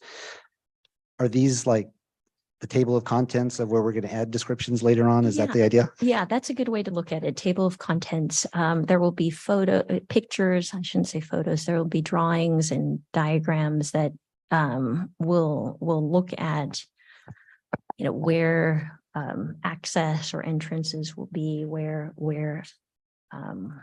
how parking areas are going to address the street frontage, things like that. But the way that we're approaching it is we're looking at site design and then building form. It's pretty similar to the two categories that we have right now in the Saramone Village specific plan. But because those have different density ranges and the parcels have different site, configurations and we have a lot of objective standards that are both in the Saramone Village specific plan and elsewhere in the North Community Road specific plan, et cetera, that we're going to be pulling from and including in here. I think one of the comments we got early on was that the objective standards in Saramone Village specific plan seemed like they were on track with how the city would like to to present to the development community what we expect and it's clear what those standards are. So we are planning on essentially taking that as our template. No other questions? Anybody else have any questions? No. I have maybe one. And that is, it has to do with what you and Commissioner Alpert were talking about, which is the rezoning of shopping centers. My question is this. Is there a number that currently exists for, let's just say, Crow Canyon Commons in terms of housing capacity that would allow us to determine how many housing units we would need to generate elsewhere to change the zoning on Crow Canyon Commons from mixed use to retail? I do have like a rough spreadsheet that because Crow Canyon Commons, there's like 13 parcels associated with Crow Canyon Commons, and I have acreages associated with each parcels, and then what the net, acreage and yield might be. I would say, just back of the napkin for 41 acres, if you're looking at all 4 of those sites, you're looking at anywhere between 580 units to about 1,200 units, the upper end of the range that you're trying to, preserve elsewhere as far as no net loss. So, because the mixed use currently has a 14 to 30 unit range, those are the limits, right? 580 to 1,200 is how many units that would be coming off of that 41 acres. That's at the 14 at the low end, 30 at the high end. Right. And so I think that we're looking at mixed use. Well, I guess it depends on which mixed use definition you use. Right. Okay. All right. Well, must have been a pretty large napkin to do that. With Thank your you. paper. You have a question? I have, it's not so much, yes, it's a question. Oh. I will frame it as a question. So the analysis of the average unit size, I was hoping that the next time we have this discussion, could you come back to us with an example in looking at the BR1, the related apartment building, and kind of just walk us through how that would work, because that has real numbers and real mixture of products in that building, as I recall. And that would be helpful for those of us who need more hands-on learning.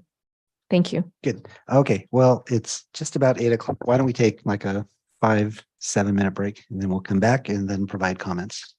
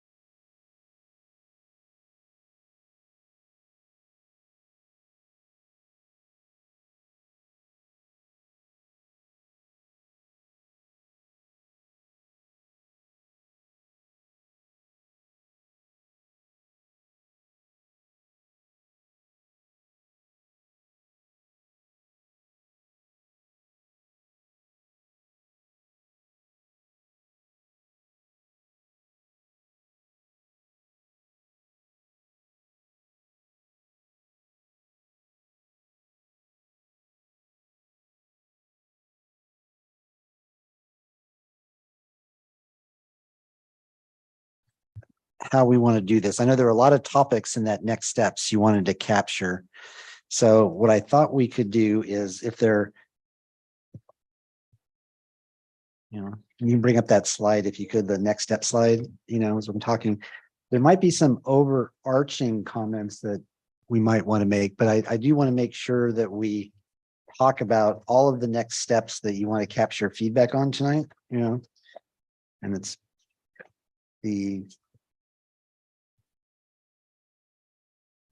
probably the, So we had tonight's goals yeah, as that's the page. fourth slide Yeah. or the fourth Well, sheet we in can your get that. packet. And it talks about getting feedback on the various sections that are in the attachment. And then also the new topics that about the retail land use opportunities. So I can refer back to that slide, but that's a good approach. And then you can Okay. kind of keep us honest to make sure we don't skip over anything. But I think there might be some overarching comments we want to start with. Commissioner Marks. Thank you, Mr. Chairman. I'm not going to weigh in on a lot of the details tonight, maybe just a couple of them, but I'm a little sensitive to the fact that this is my last meeting, and I don't really feel it's right for me to make a lot of comments about what ought to be done and what ought to be changed as I'm leaving, and this is my last meeting. I simply want to point out some larger kind of concerns that I've got and ask you over time to think about them. I'll start off and say that quite honestly, I believe that given the opportunity that the proposed development of the former Chevron property offers the city, all housing currently proposed for or included in any neighborhood shopping center should be removed and passed along to the redevelopment of the Chevron property, consistent with the concept plan that we developed in our 3 public workshops with Inverness Park residents, with Sunset, the staff and the commission. But that may not be the decision that gets made, and therefore I will offer some comments about policies and design, objective design standards. And one of the concerns that I have that I've tried to reflect in this is the conversation tonight so far is a very important one, but it doesn't feel like the starting point. The big picture of what are we trying to achieve in the mixed use zones? What are we trying to ultimately end up with? The stuff we're talking about are certainly the tools to get there, but they don't lay out an image or a vision of what do we want in the mixed use zones, particularly those that allow residential development. And as I was at home in my office thinking about this, I thought, if I can be of any use at this one last meeting, maybe I can lay out some of those ideas and hopefully they will not be forgotten. But I want to start off with a suggestion, a sort of mechanical suggestion. If indeed we are going to stick with an FAR as the way to cap out what kind of conversion can happen in one of these neighborhood shopping centers or actually on any site, I think it would be helpful if at a future planning commission workshop on a simple step-by-step basis, using a hypothetical but real world residential development example, and staff has any number of examples it could use, prepare demonstration workshops, worksheets, I should say, showing all the steps in sequential order to be followed and all the calculations that apply when you have a built out shopping center. You want to preserve whatever the FAR is that you want to preserve, and what the new project can go as high as. I don't want to say that people don't fully understand it, but I suspect if you haven't had to do that before, it's a little bit of a black hole. And I think if we're going to go with an FAR, everybody, and that includes council members when this goes up to the council at some point, and certainly the public, how do you get to that? How do you get to that with a built out project where you're preserving some portion of a site and allowing another portion of a site? I think everybody who is going to be involved in this decision needs some time to understand that and ask some questions. Let me say that in my experience, and I've done some mixed-use developments, mixed-use development starts with and is most importantly a site planning issue. Everything else tends to follow.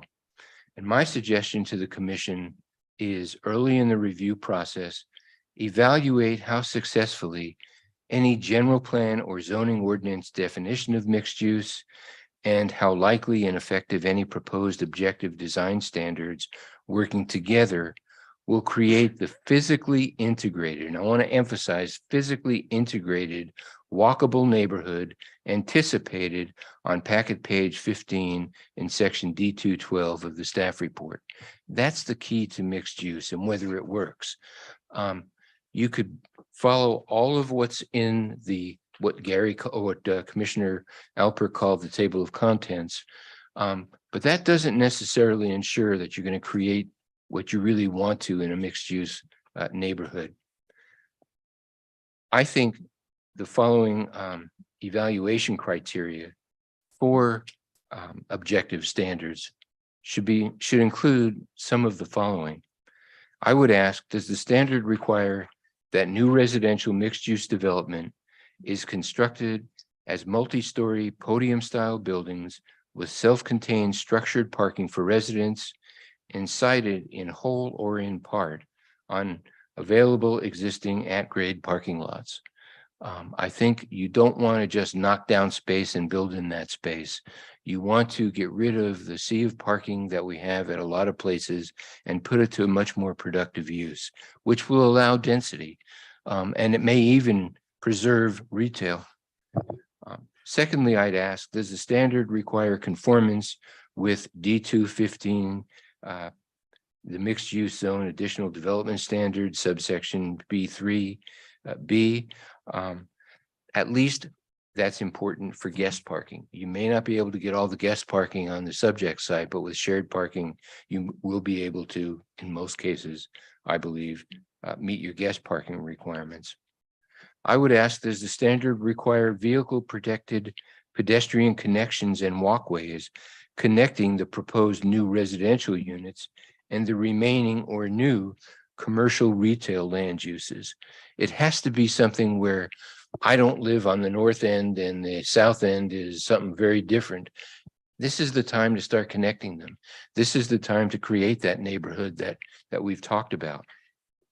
I would further ask, does the standard require landscaped pedestrian gathering spaces with street and patio furniture located along the pedestrian connections that are available to both the residents of the proposed residential units and the general public?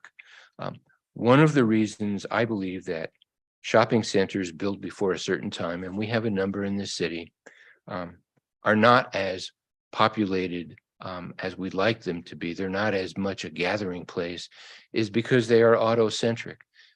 There isn't a good place to meet and have a cup of coffee or get together and talk with people. And this is the opportunity to create that neighborhood that has those kinds of places. And I'd lastly ask, does the standard require a significant length and depth of landscape planter area along the base of those elevations or portions of multi-story buildings which face public rights of way? That may seem like it's way out there, but again, drawing on some experience, you are now likely to be putting a large building in a neighborhood that doesn't have a large building in it. And it's going to feel fairly intrusive, especially if you go up as high as we may have to go up. That calls for buffering and softening along public rights of way, where people make their determination about, do I like it? Do I think it's too intrusive? A lot of people aren't going to like it no matter what we do, but at least you can make it a whole lot more sensitive. 15% of a site being landscaped isn't going to do it. This is going to require that at least along the public rights of way, that something more significant happens to try and make it much more palatable for people. So if creating a pedestrian safe, walkable, land use integrated overall neighborhood that also attracts the general public is the build out condition that mixed use is hoping to achieve. Then we need policies that are directive. And yes, they have to be flexible. And I understand the dilemma of that, Cindy, but they also can't roll over. You can't every time say, well, we're not being flexible enough. If you have a vision of what we want to create, we're going to have to tough it out at times. To that end, I would propose a general plan policy that reads as follows. And my language here is not the final language. I am not trying to wordsmith this perfectly. I leave that to you, but you'll get the general concept of what I'm trying to do. Mixed use residential development in all mixed use zones where residential development is permitted shall include commercial and retail ground floor gross square footage or in new locations within the development plan of the project. And that's important. The word site doesn't have a really defined meaning. To say it's in the zone is exactly the problem we had with the Starbucks and shared parking, and shared parking went to the rest of the shopping center, but it didn't go to the plan. What is it within the plan area is where the new retail at the ground level or elsewhere in the site should be included. In existing buildings, it may also occur in existing buildings and sites. However, inclusion of existing commercial and or retail buildings and gross square footage in lieu of constructing new commercial retail ground floor gross square footage or in other locations on the site shall not be approved. I think we need to use our policies to say not just what we want, but what we will not allow. It is not, I call that the Starbucks with new windows approach. And I don't think that's a winner for the city. One of the concerns I've got with a general plan policy, and I'm going to go into some zoning stuff, but the concern I have, and here, it's real easy for me to say, and it's real tough for the staff to have to deal with this, but if you say at a minimum, this is what we have to have, that's all you're going to get. You're never going to replace what you lost. And mixed use is the opportunity to not only replace some of, not 100%, but some of what you lost in buildings that are themselves mixed use. If we don't do that, and I'm referring here to the Nadelson Dale Group study on retail, which said there is potential in this city. There is potential for something like 1.8 or 1.5 million square feet. And that was in addition to what we had at the time that they did the study, which is the neighborhood shopping centers. If we don't require a policy like this backed up by site planning objective standards, then the minimum is all we're going to have. And for a city that suffers from sales tax leakage and is facing budget problems downstream, in fact, in the near future, from what I hear, that's unsustainable. That's unsustainable. The planning function is in the city is not just the land use planning function. It is the economic development function of the city. It is the sales tax producing function in the city. It is the only function in the city that produces sales tax. Every other, that is tax positive. Every other department, and they're all necessary, but they are tax consumptive. They depend on the new product, the sales tax, the property tax that we bring in. With regard to zoning ordinance, site planning, objective design standards that I hope you will consider, I think you have to have standards that almost replicate some of the language that is in the general plan policy. So it's very clear they're working hand in hand. And again, you want to have standards that minimize the loss of commercial and retail square footage. I would suggest one that says mixed use residential development shall include new commercial retail ground floor square footage or in new locations within the development plan project area boundaries, and may allow existing commercial retail buildings, but not in lieu of new product. I'm not going to go and repeat all of what I've said, but again, I think to not use this as an opportunity to get a physically integrated mixed-use neighborhood that includes preserving as much of the existing retail as your standard will require, but creates and demands opportunities for new product, is to tell the city we're giving up an awful lot of retail space and potential. The last thing I would say, and this is just an old concern that I've had, that this is my last night. I want to put it out there, and I hope that it won't be lost. When you're trying to preserve a neighborhood shopping center, you have to draw a distinction between sales tax producing retail uses and commercial uses. Commercial uses include such things as martial arts studios, learning centers, barbershops and hair salons, CPA offices, tax offices, real estate offices. And I'm not saying they're not essential. I'm saying, and we had this problem in the past, and we tried to address it in our zoning ordinance. They tend to crowd out retail uses. The owner of a shopping center will say, and justifiably sometimes, I can't rent the space. My reaction to that is, we made a deal. You were going to be a retail provider. That's the risk you took. That's the reward you hope to gain. I will help you wherever I can, but I can't give up all the retail product in a shopping center and think I'm serving my residents.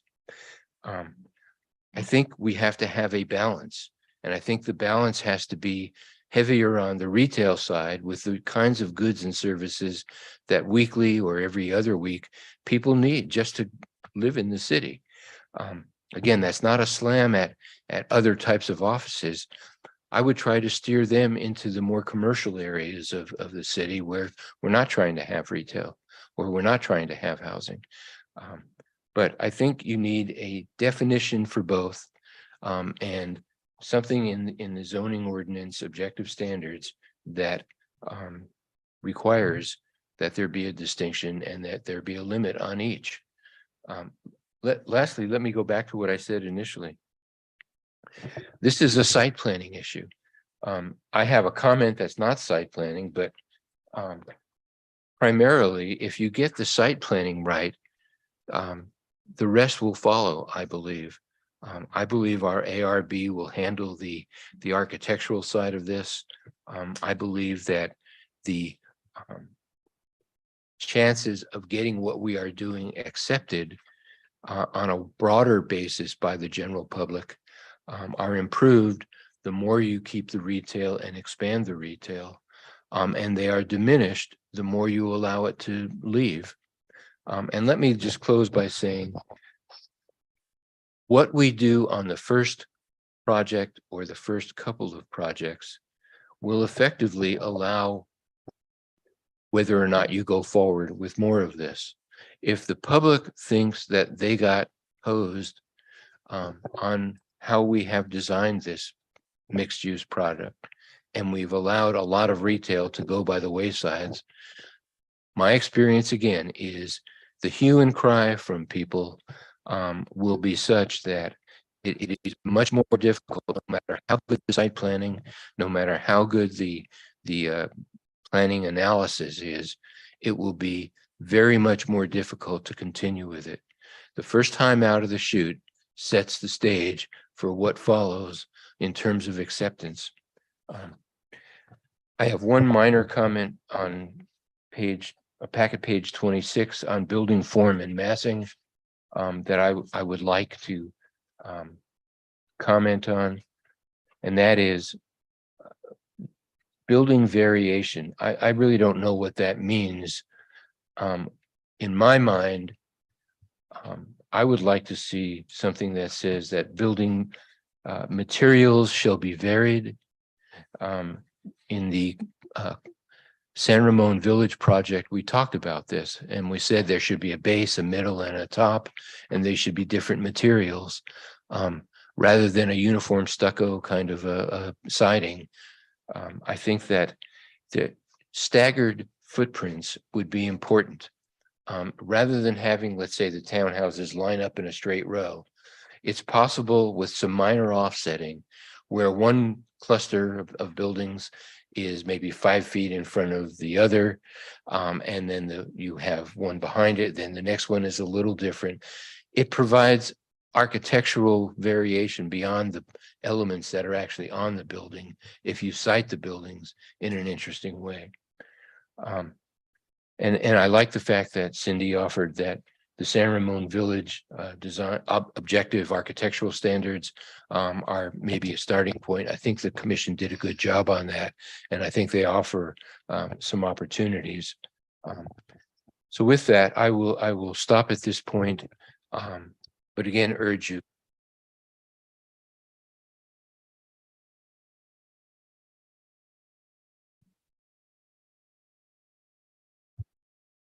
Questions to Commissioner Marks before we move on to others or comments?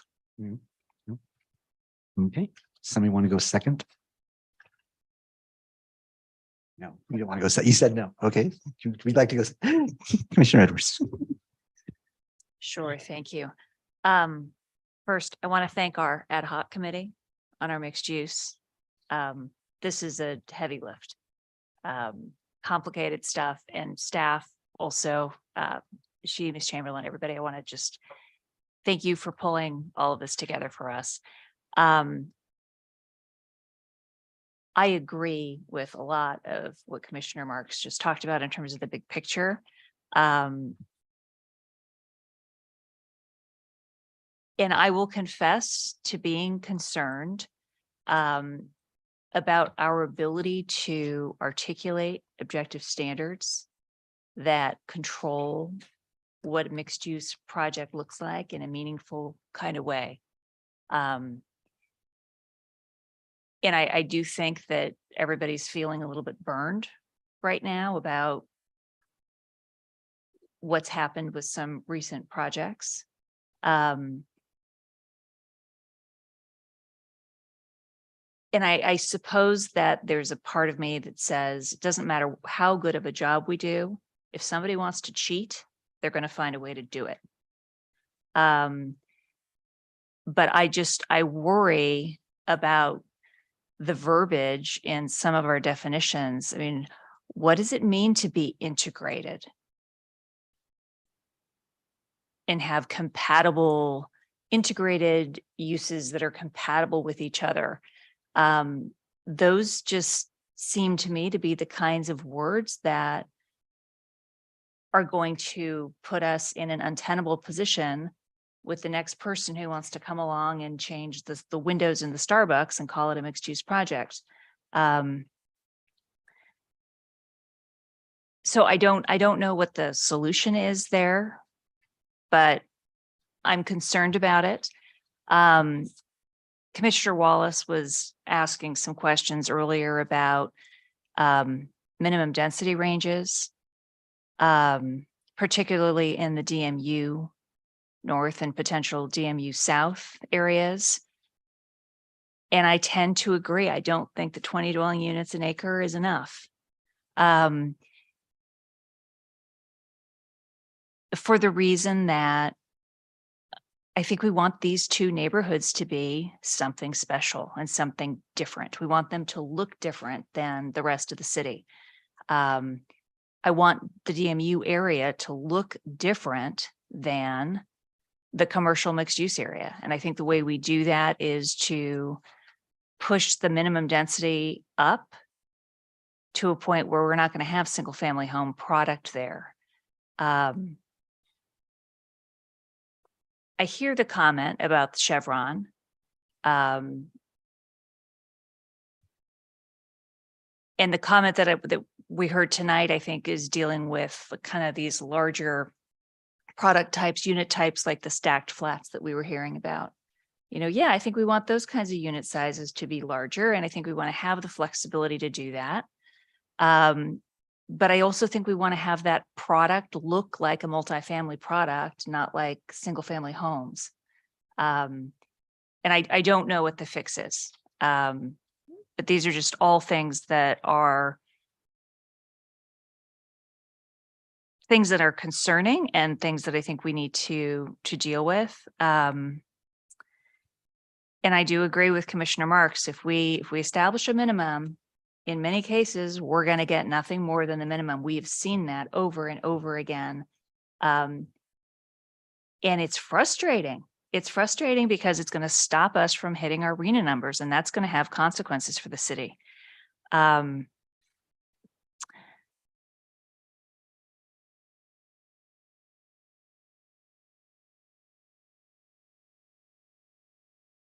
you want me to go through the list?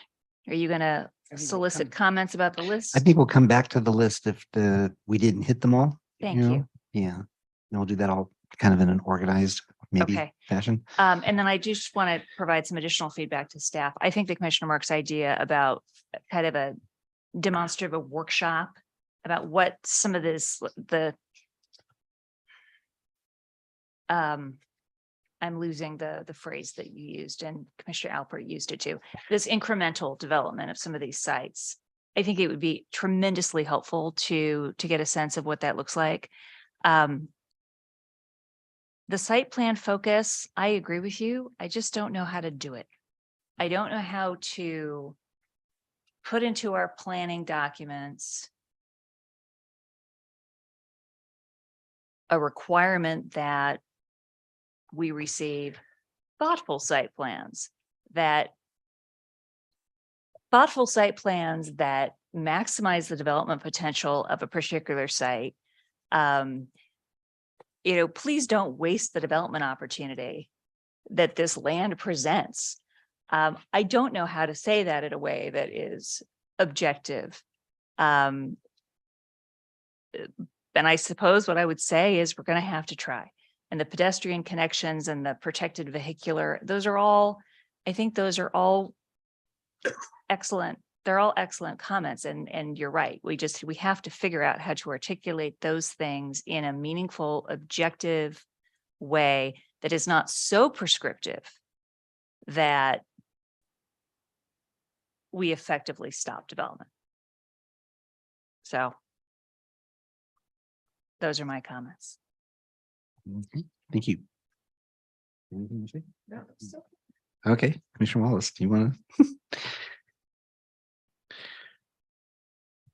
to? My first comment is I'd like to have a copy of Commissioner Marks's notes because I'm a visual learner and it's a lot easier for me to follow when something's in writing than orally. No denigration of your speaking ability, but I'm a better reader than the listener. So I would like a copy of your notes, and I suspect every commissioner would as well. I will talk with the copyright people. Okay, fair enough. Fair enough. He'll send them to staff to disseminate to the commission. Of course. I just had some general comments. I agree with what Commissioner Marks had to say. I think on the mixed use aspects of redoing our general plan and zoning ordinance, the primary concern has to be to not just preserve and protect, but to increase our retail capacity in San Ramon. That's very difficult if your definition of mixed use is you tear down a commercial building and put an apartment building up and let it go at that. It's very hard to accomplish what you're really trying to do. Because we're subjected to objective standards, that's very difficult to define what we really demand from a developer in terms of what the plan looks like. But it seems to me the first key thing we have to decide is when a developer comes in and says he wants to build a mixed use project on existing commercial space, what do we tell them we expect the project to be at the end? How much commercial, how much retail, so that we have a definitive standard to say, here's what we want. Obviously, there's some flexibility depending on site plans, but we need to have some type of definition about what we want. I think that well, let's put it this way. For me, it would be very helpful in the future to have a detailed housing opportunity site map that shows exactly where the housing opportunity sites are in these areas. I mean, I have a map that Sunset gave us for the Bishop Ranch area, which would be DMU North. And if you take a look at that and you say, these are housing opportunity sites, and you tend to be a little cynical and say, those are all getting developed at 100% housing. There's not a lot there to work with, but I think that's something we need to have a visual on. From a standpoint of drafting the zoning ordinance general plan, I really think that we need to standardize on nomenclature between residential and non-residential. And going through the proposed zoning ordinance, I see different terms being used that I don't think are really what was meant by the context. You see office in one space, retail in another, commercial in another. Unless you're talking about a specific type of non-residential use, then I think you ought to use the term non-residential so we know between residential and non-residential. Otherwise, you make it really kind of complicated to follow. My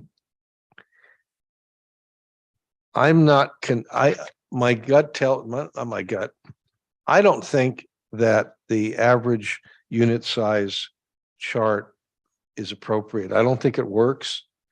The example the lady from Sunset gave us is that if you look at BR6 City Village as an example, I mean, that's what a 20 dwelling unit per acre project can look like. Single family homes, detached single family homes, townhouses, but everything's about 2,000 square feet. I really shudder at the idea of telling someone when they come in, we don't care how many units you build as long as they're within our range, but your average size has to be X. And the idea that you're going to be developing 800 square foot studios to offset 2,000 square foot apartments or townhomes, to me, doesn't really make sense. I think there has to be a variety of product, but I think to try and squeeze something into a chart that I don't think is realistic to begin with, I don't think is the way to do it. So to be blunt, I would jettison the chart on average unit size and just go with a definition of density. And not surprisingly, I agree with Commissioner Edwards that in certain areas in the city, 20 units per acre is not something we should have. For example, let's just look at the DMU North area. It's basically large office buildings that are surrounded by parking lots. I mean, that's the type of place you want, 3-4 story buildings. You want density in those parking lots to create some type of critical mass in that area that's going to butt right up against City Walk, which is CCMU. And also, if and when DMU South gets developed, that's also going to be a fairly dense development. You saw, apart from the strip along Inverness Park area, they're talking about 4, 5, 6 story apartment buildings, not apartments, but multi-story, multi-family buildings as the way they should. Because unfortunately, we need to create density in the city. And the way and place to do it is in connection with existing large structures, especially when you have support services nearby to help the people live. The era of single family detached homes of 2,000 square foot, that's a dinosaur. And it's really inconsistent with, the task we've been given by the state. And I think that we really have to look at a higher density than what we're looking at in these two areas. So those are my basic comments, because I thought you wanted us to wait on going through the list later on. Am I correct? Sure. Okay, thanks. I left something out. Go ahead. I apologize. I forgot to say something. One of the things that I think the commission might find helpful is we have an architectural review board that has some pretty savvy, experienced people. I would think when you're developing your design, your objective design standards, it would be worth a joint meeting, a workshop between the ARB and the commission Some of them may already be doing this for other clients anyway, but my point is, Corey was saying, I'm not really sure how to do this. I know what I want to do, but I don't really know how. They may know. They're in the business of doing this stuff all the time. And further, they're going to be the front line when something gets sent to the city after we've adopted these things, and they will gain a better understanding of what the commission is looking for if they are on the ground floor helping the commission establish what these are. They can tell us what's happening out in the wider world, and they may see architectural traps that I don't see, or somebody else may not see. So I would really recommend that several workshops, not just one, but several, where it's informal, it's a, roll up your sleeves and talk it through kind of thing. And maybe only start with a limited number of the districts that we're talking about. And at a second or a third session, you complete the task, but don't waste this resource. This is something that's too important that I think you really would gain by. Starting with high level comments. In thinking about mixed use, it's pretty clear to me that not all mixed use is the same. But we're talking about it and we're confusing back and forth between mixed use that are the kind that we see in the shopping centers at Bishop Ranch, or the kind that are in shopping centers. And so I was thinking about some principles that, are mixed use on shopping centers or shopping center adjacent. Those are where I feel it's real important that we have the objective design standards. We really think through the FAR that could land up there, how much retail we preserve.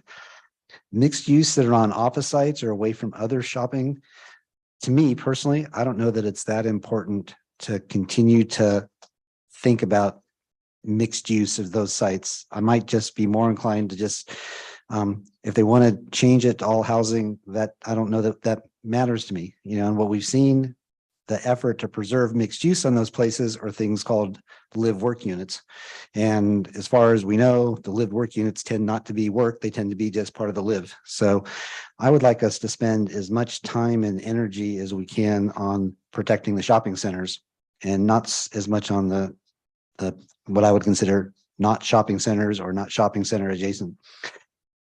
And when we do that, I think we can then start to focus on some of the things that Commissioner Mark said, Commissioner Edwards said, about how to make sure we're building good, livable developments and all of the elements that follow from that, whether it's, architecture, walking paths, amenities, all of those things.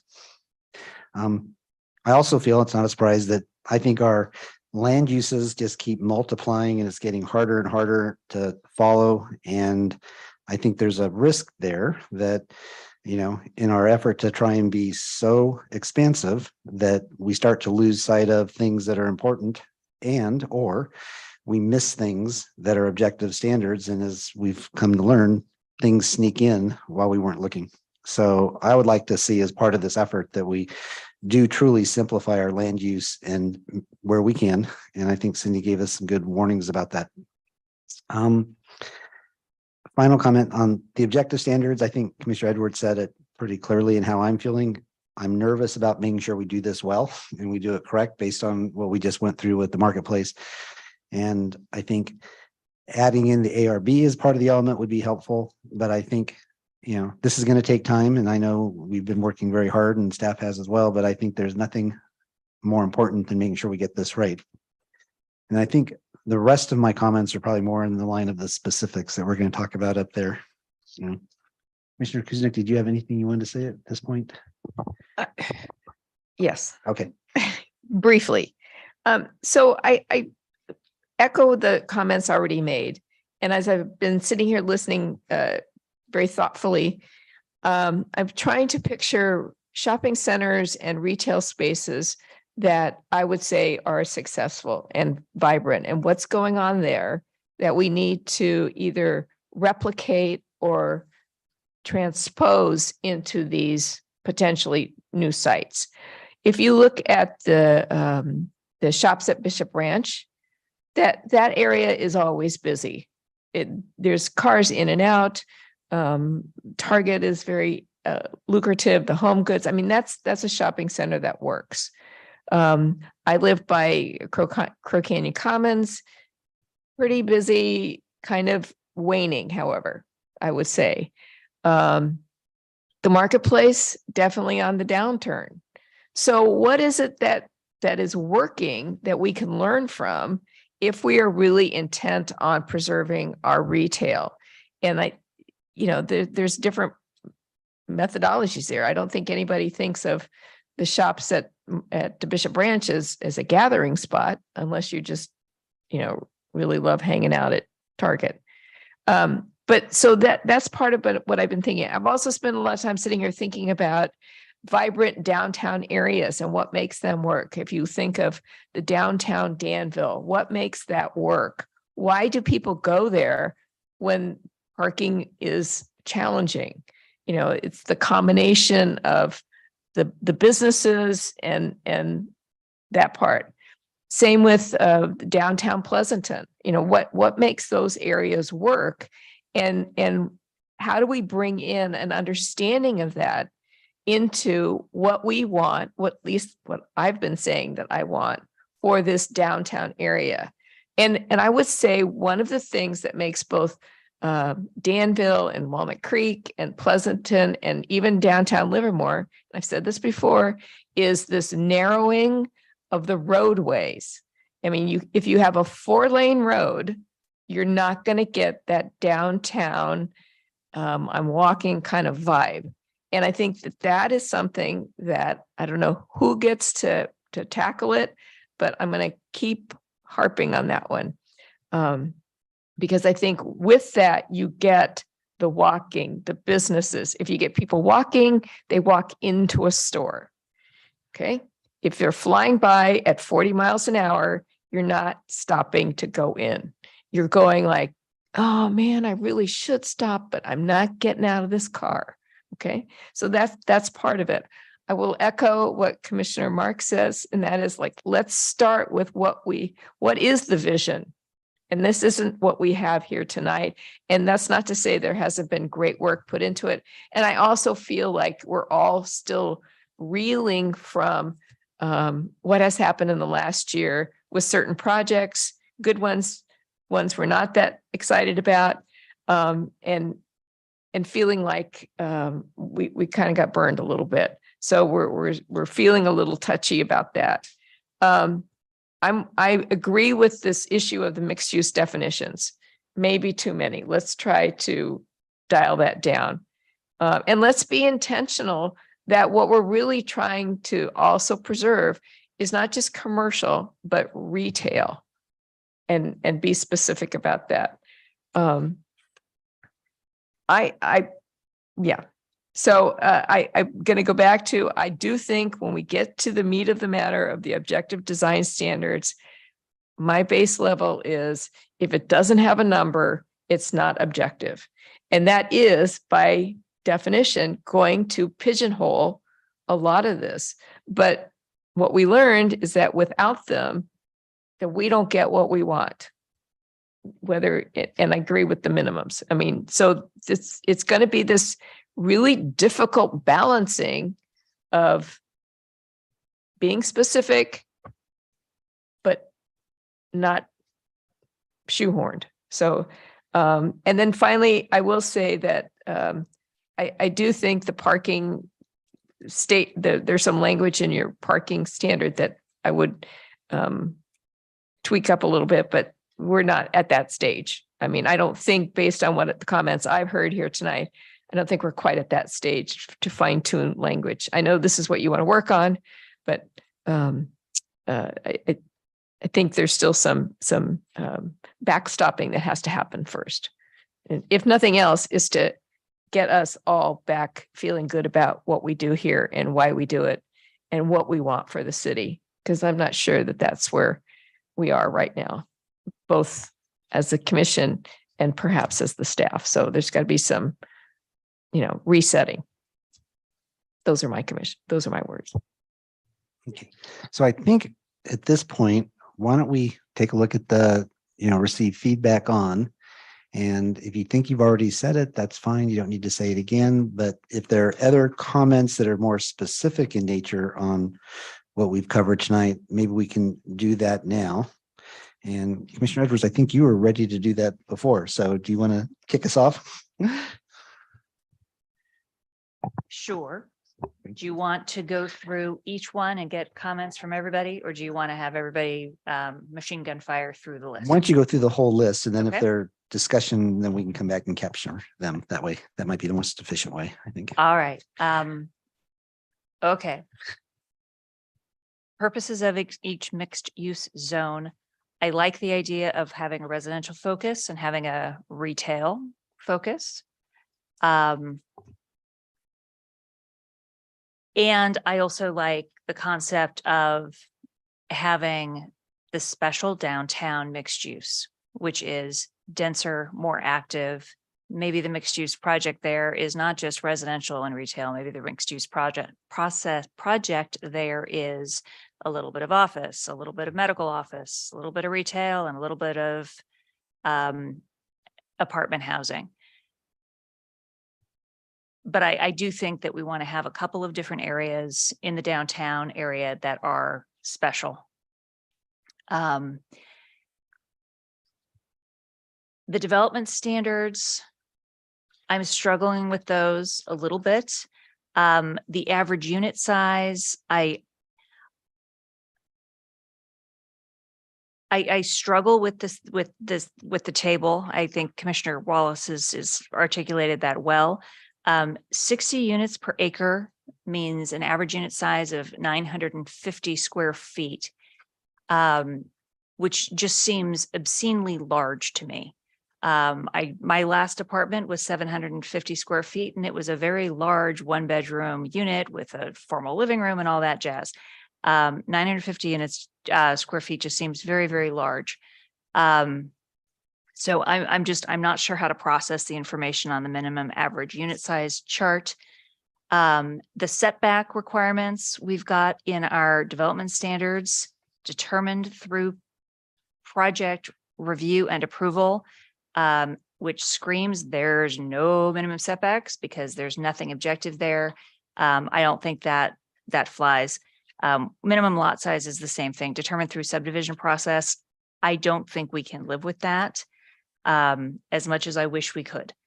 Allowed land uses within the mixed use zone. I think the table that we had was very comprehensive. Pretty much everything's going to be allowed everywhere except for mobile home sales and a recycling facility.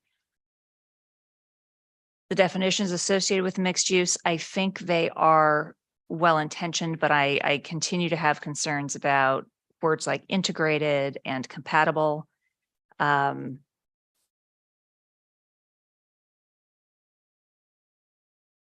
Direction on objective design standards, I think we have a good start here. I think there's a heck of a lot more that's going to wind up having to go in here, but we'll develop that as we go. Update to parking standards based on recent feedback. I struggle with parking standards in part because I think the world is changing. There's a move away from parking standards at all, particularly in downtown core areas. Parking is expensive to build. So I suppose if I'm going to give you some feedback on parking standards, I would want to address the shared parking concept. I wholeheartedly agree, particularly based on recent experience, that whatever you are proposing to share needs to be shared on your site, on that particular site, by the stuff that's on that site. We're not gonna, this concept of pretending that things that are off the site are really going to be part of this site does not sit well with me. I want to have sites that are integrated or integrated with each other. If they're going to be shared uses between different parcels, I'd like to see them be developed as something that is developed together and is cohesive, and there is a plan to serve all the uses that are on the site, not just the ones that are more profitable to the developer. And I would like to see us perhaps formalize something that would allow us to, for example, have structured parking that could be converted to a different use later down the road. We are seeing developers start to look at that now. That means that perhaps your parking garage has higher ceiling heights, so that they can later on be converted to office or something else. Because parking doesn't always need to be parking till the end of time. The retail land use opportunities, I do agree that we need to have some areas of the city that are dedicated to retail. But I'm concerned about whether and how we can do that in a thoughtful way that does recognize that in order for the retail use to survive, you need to have enough other stuff on the site to support it. You have to have people on that site who are going to wander into that retail store and buy themselves a luggage tag or a pair of shoes or, the faucet. And I don't know that it makes a difference who's on the site. Maybe it's the office user, maybe it's the person who goes to the salon, maybe it's the person who lives there. We just need to have some kind of critical mass in and on these in and around these retail sites so that we actually can support the retail. And that is all.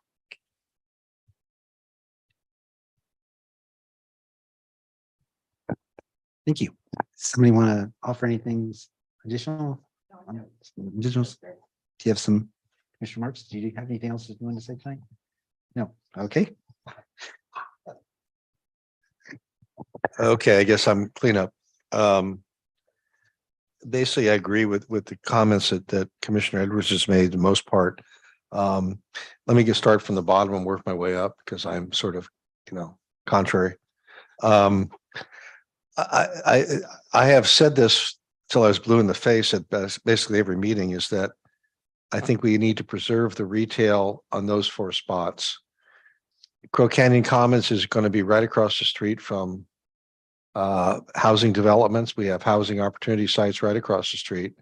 Right behind Crow Commons, we have it, and on the side. So I think it's likely to be surrounded by housing, and I think that needs to be preserved. And as I read the housing element, the owner of that project wasn't really enthused about the idea of developing to housing. So let's give him an incentive not to. On the parking standards, I agree with Commissioner Edwards.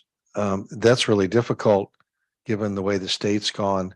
I guess I'm a little cynical because I think anybody who thinks that in San Ramon we can get by with 0 parking spots on multi-story buildings is taking recreational substances.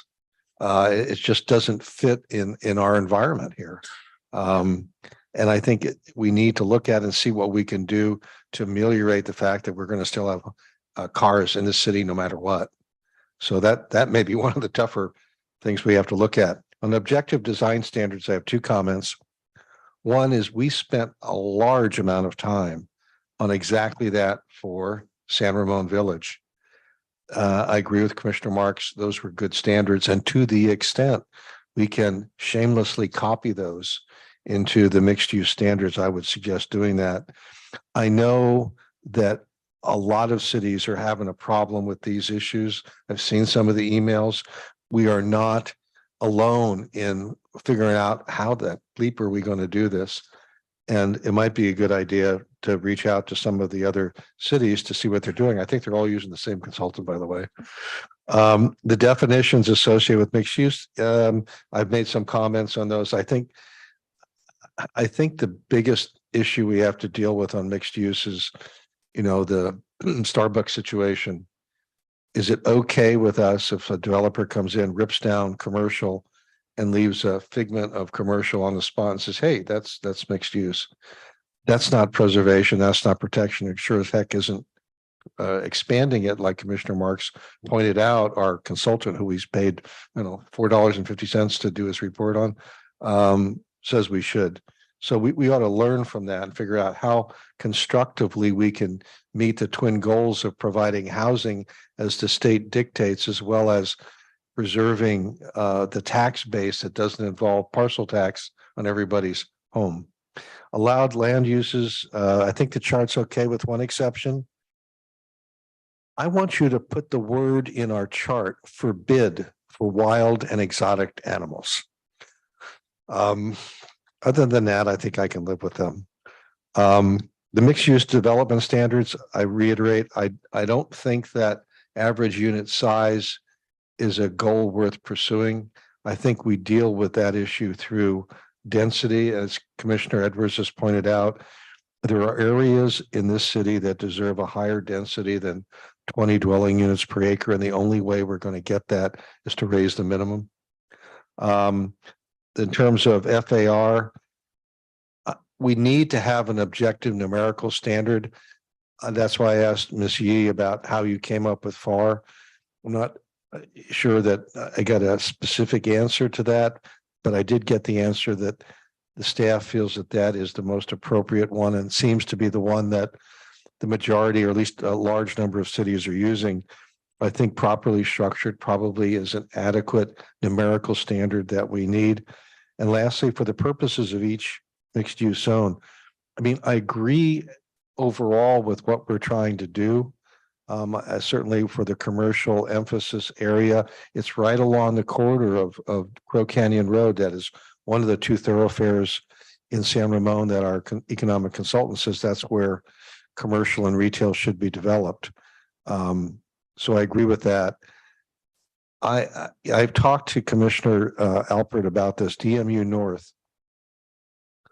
Given the size of the housing opportunity sites in that area, given that it's buttressed by the commercial area north of that, at least Crow Canyon Commons north of and north of Crow Canyon Road, and the fact that it is cheek to jowl with what's called CCMU, but that's really City Walk.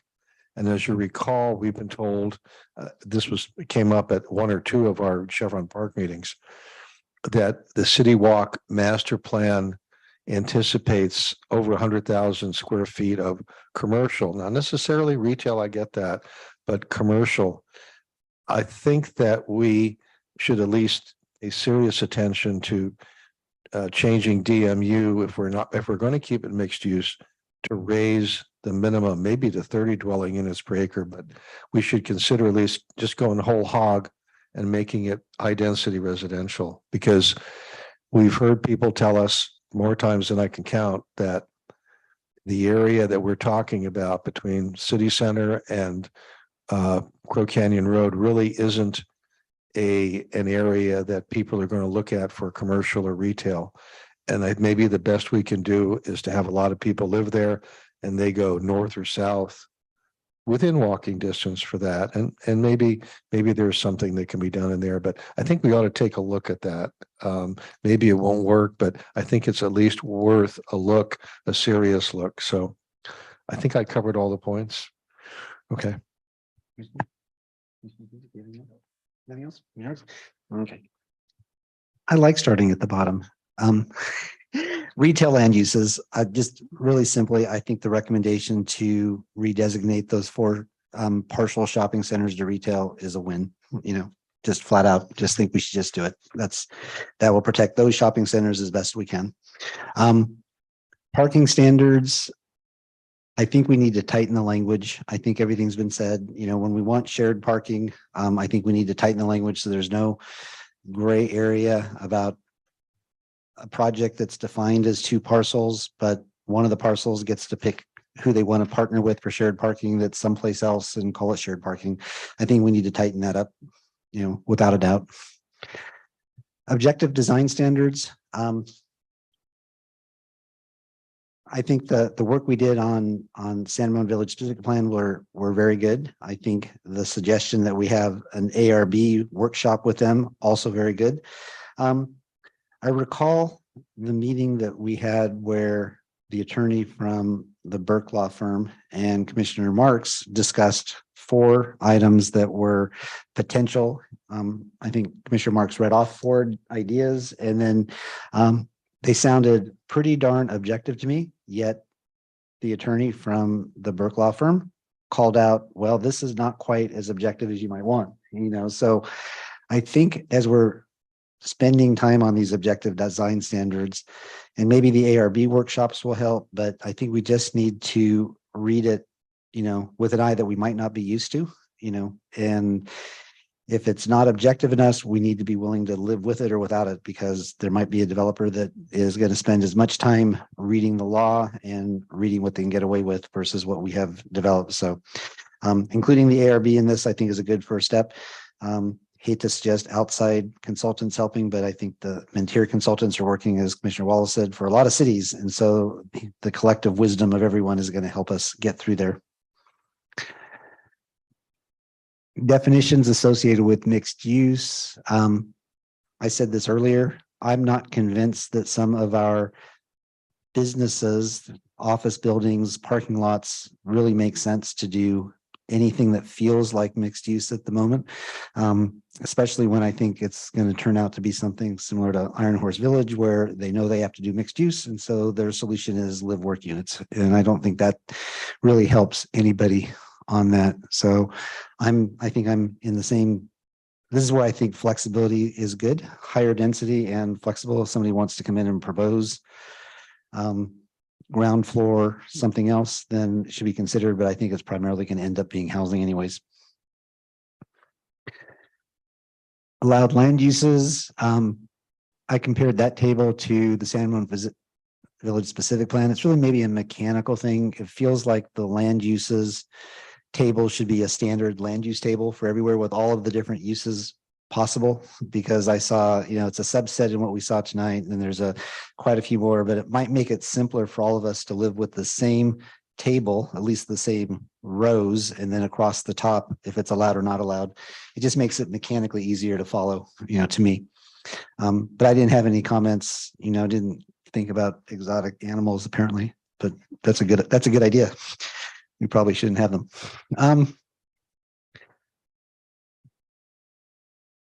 The average unit size, I thought about that. So remember what our goal was and what we talked about with primarily, I think it was, BR6. We were concerned that what we were getting were too large of units out of projects like this. And so trying to come up with a mechanical way that can at least provide a variety of size units. Maybe the table idea isn't right, but I think, and I don't know if there's a possibility that on projects of a certain size that we can have ranges or percentages that are of smaller versus larger. Maybe there's something we can play with there, but we all thought that everything being at 2,200 to 2,500 square feet was going to be too expensive and too much, and it's not going to really appeal to those or be affordable to a lot of people.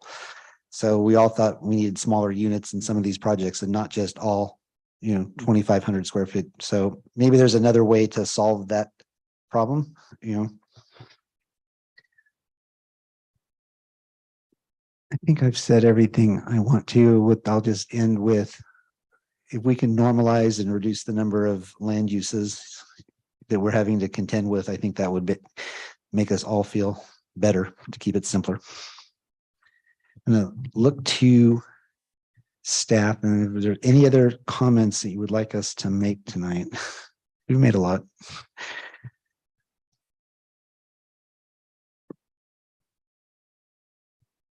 Thank you. So a lot of great comments tonight. I think that for the most part, I've been following and taking notes, and I think when you see this next iteration, along with the objective design standards, a lot of this will start to make sense, and you can get a better sense of how having maybe a numeric development standards working with an objective design standards go together. So I think the next time we'll have both of those details together.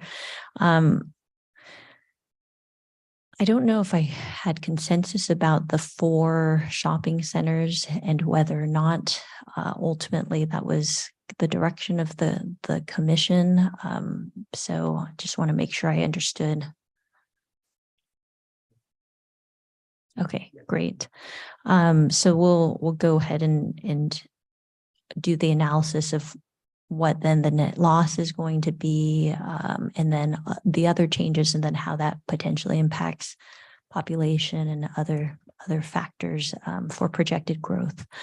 And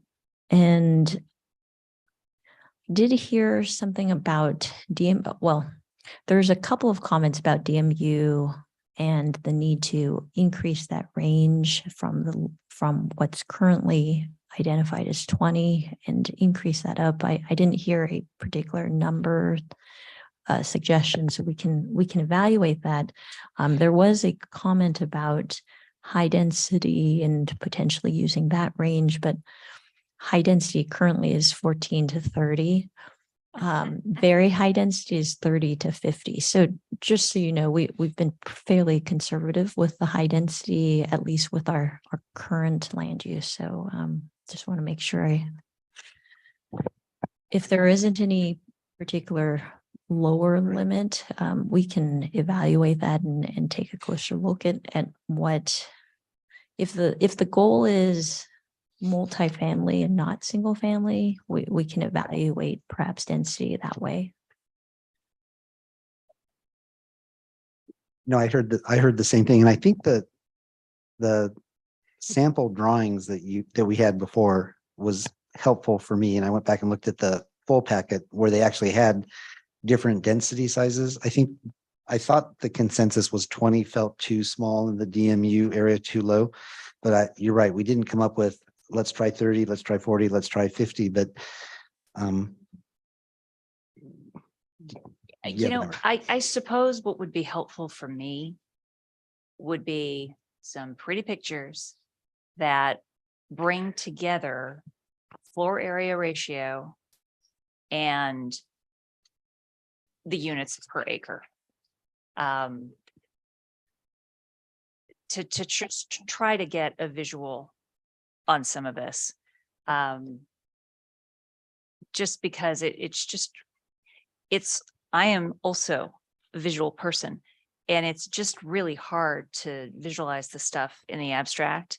And I don't want to watch what you wish for scenario where we all think that 85 feet is great, with 60 units per acre. And then that project shows up and we say, oh my, what have we done? If I may, that's one of the advantages of bringing the ARB in, because in my experience, architects go around taking pictures, not just of what they built, but of anything else. And so the architects that we have on the ARB and others that the staff knows might be willing to share their files and just do exactly that, show you pictures that relate to exactly those decision points. That's good. And I think what will be helpful, back in June of last year, we had that workshop with the city council where the consultant did show probably 10 or 20 pictures when you pulled the one out here, but it had a whole range of, I think, bar and density per acre, which was helpful. So I think if nothing else, I had it because I saved all those, but back in June, we had that and it was really helpful, June 21st. So, if it's not easy to find, it is easy to find. I found it, but. And if I could just ask Mr. Barr, it seems to me like when I was early on the planning commission, I said, what is something that is 85 feet? And I think you told me at that time that it was Bishop Ranch 8. I'm not sure about 8, but Bishop Ranch 1A, the 3 buildings right over here, they're all around 85, 87 feet. So. And how is related? Related is within the 85 feet. Yeah. So as people are going around town, just to kind of, get a feel for it, that those are a couple places that you can stare at. I did anyways. Yeah, BR8's probably close, but I don't know exactly. So. Okay, thank you. All right. I think that covers it for me. I'm seeing nods, so Okay. When do you think you might be back? We'll get back to you on that. Okay, I thought so. Yeah. So not next Tuesday, I assume. Okay. that would Okay. be a city council meeting night, so I have other obligations. Okay. Well, thank you, Cindy, and thank you for this discussion, everyone. Okay, we're move on to our next item, which move this paper out of the way. Little recognition of our outgoing planning commissioner, despite what he asked to have done tonight. No, we have not done that. You're not done yet. It's not quite to the level of this is your life, but okay. So the way we're going to handle this, we actually have a city council proclamation and we have some commissioner comments. But I think what I'd like to start with, because he's been so patiently sitting here, is open public comment first. Because, and so do we have any public comment? We have a speaker card from Taiwan's a country. Okay.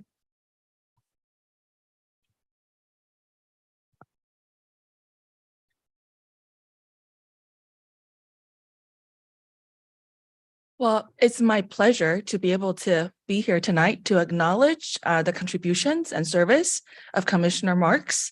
I gotta say, by listening to all of you, you are the least predictable commissioner to me. I can never tell which way you're gonna go. And that from listening to you guys for the past 3 years remotely, and I have become a really good audio learner because that's all I do is just listening. I find that you are so unpredictable. That's because you are unbiased by nature and you are a fact finder. Everything, comments, or suggestions that you provide are all backed by evidence or information that you have gathered in your reading. So I can imagine that you spend a lot of time outside of this commission and really just work so hard for all of us. I really appreciate you. It really is going to be very difficult to find someone to replace you because I think Sacramento has gone crazy. While they want us to have diversity in our population in everything, they want you guys to be conformity. Who can conform? Not even my husband and me and my children can conform, but they want you to conform. It is a joke. It is communist. And I am really sorry that our nation is moving towards that direction. But I'm so glad I'm getting old. I won't have to live with this for too long, but I'm so sorry for the children I brought in. I never knew that I would be bringing my children into communism, but it seems like it's inevitable. So before you go, I even gleaned, just sitting there, some pearls. I wish to document it on record, what I gathered from you tonight. All mixed use planning starts with site plans. Second pearl, you cannot get everyone to like what we do here, but you can always cover sensitivities. Third pearl, all ground floors should be commercial space. And that is so true because San Ramon is very unique. We have a lot of high spending power diversity living here. And you guys are wasting our tax dollars because we're forced to do most of our shopping online. And it goes to Sacramento and it goes to Contra Costa Martinez, which is really a shame. I was able to back there look at more information. It is such a pity that we have $57 or $58 million revenue, but City of San Ramon is operating on barely $6 million. And we even give more millions to Contra Costa County than keeping it for ourselves. That can be easily intervened by you guys giving us more opportunity to shop, which I guess is the rest of your responsibilities because Commissioner Marks is going out.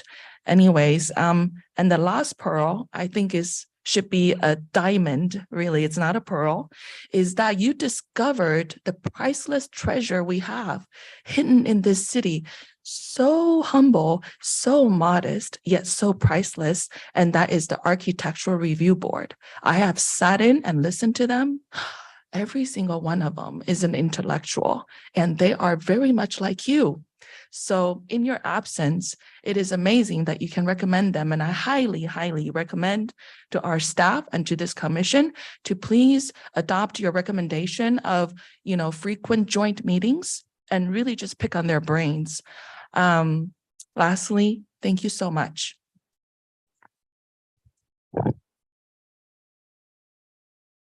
Heidi Keniston-Lee. Okay, thank you.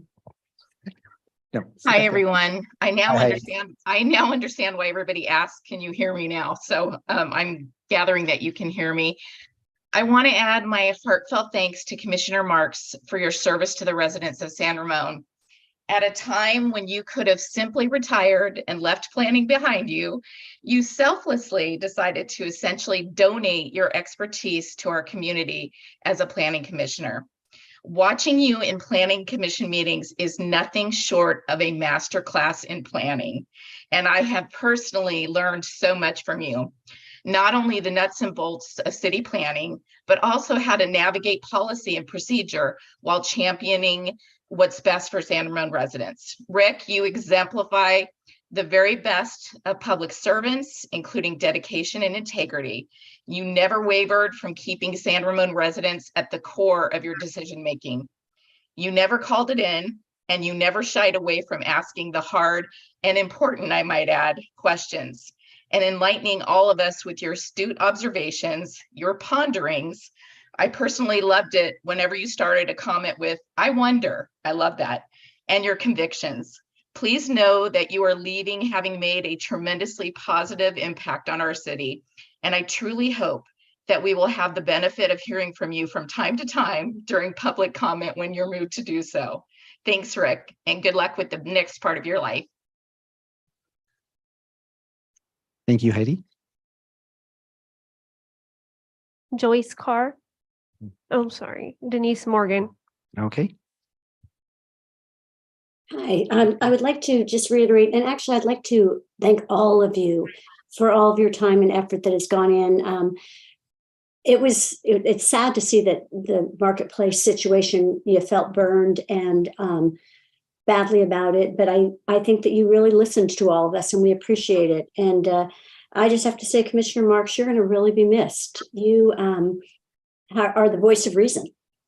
Always very astute, always very kind. And even when you guys are sending tough messages, you're always very direct, to the point with it. You don't try to sugarcoat it. You don't try to treat us like we're not catching on, but you also are very fair. And we're just going to really miss you. And I too reiterate that I hope that you will still stay involved. Don't go away. And thanks to all of you, though, for it is a thankless job at times, but you truly are making a difference. And even though I have to say the last couple of times I've come and griped, I try to do it with a positive spin that I recognize that you're doing the best you guys can.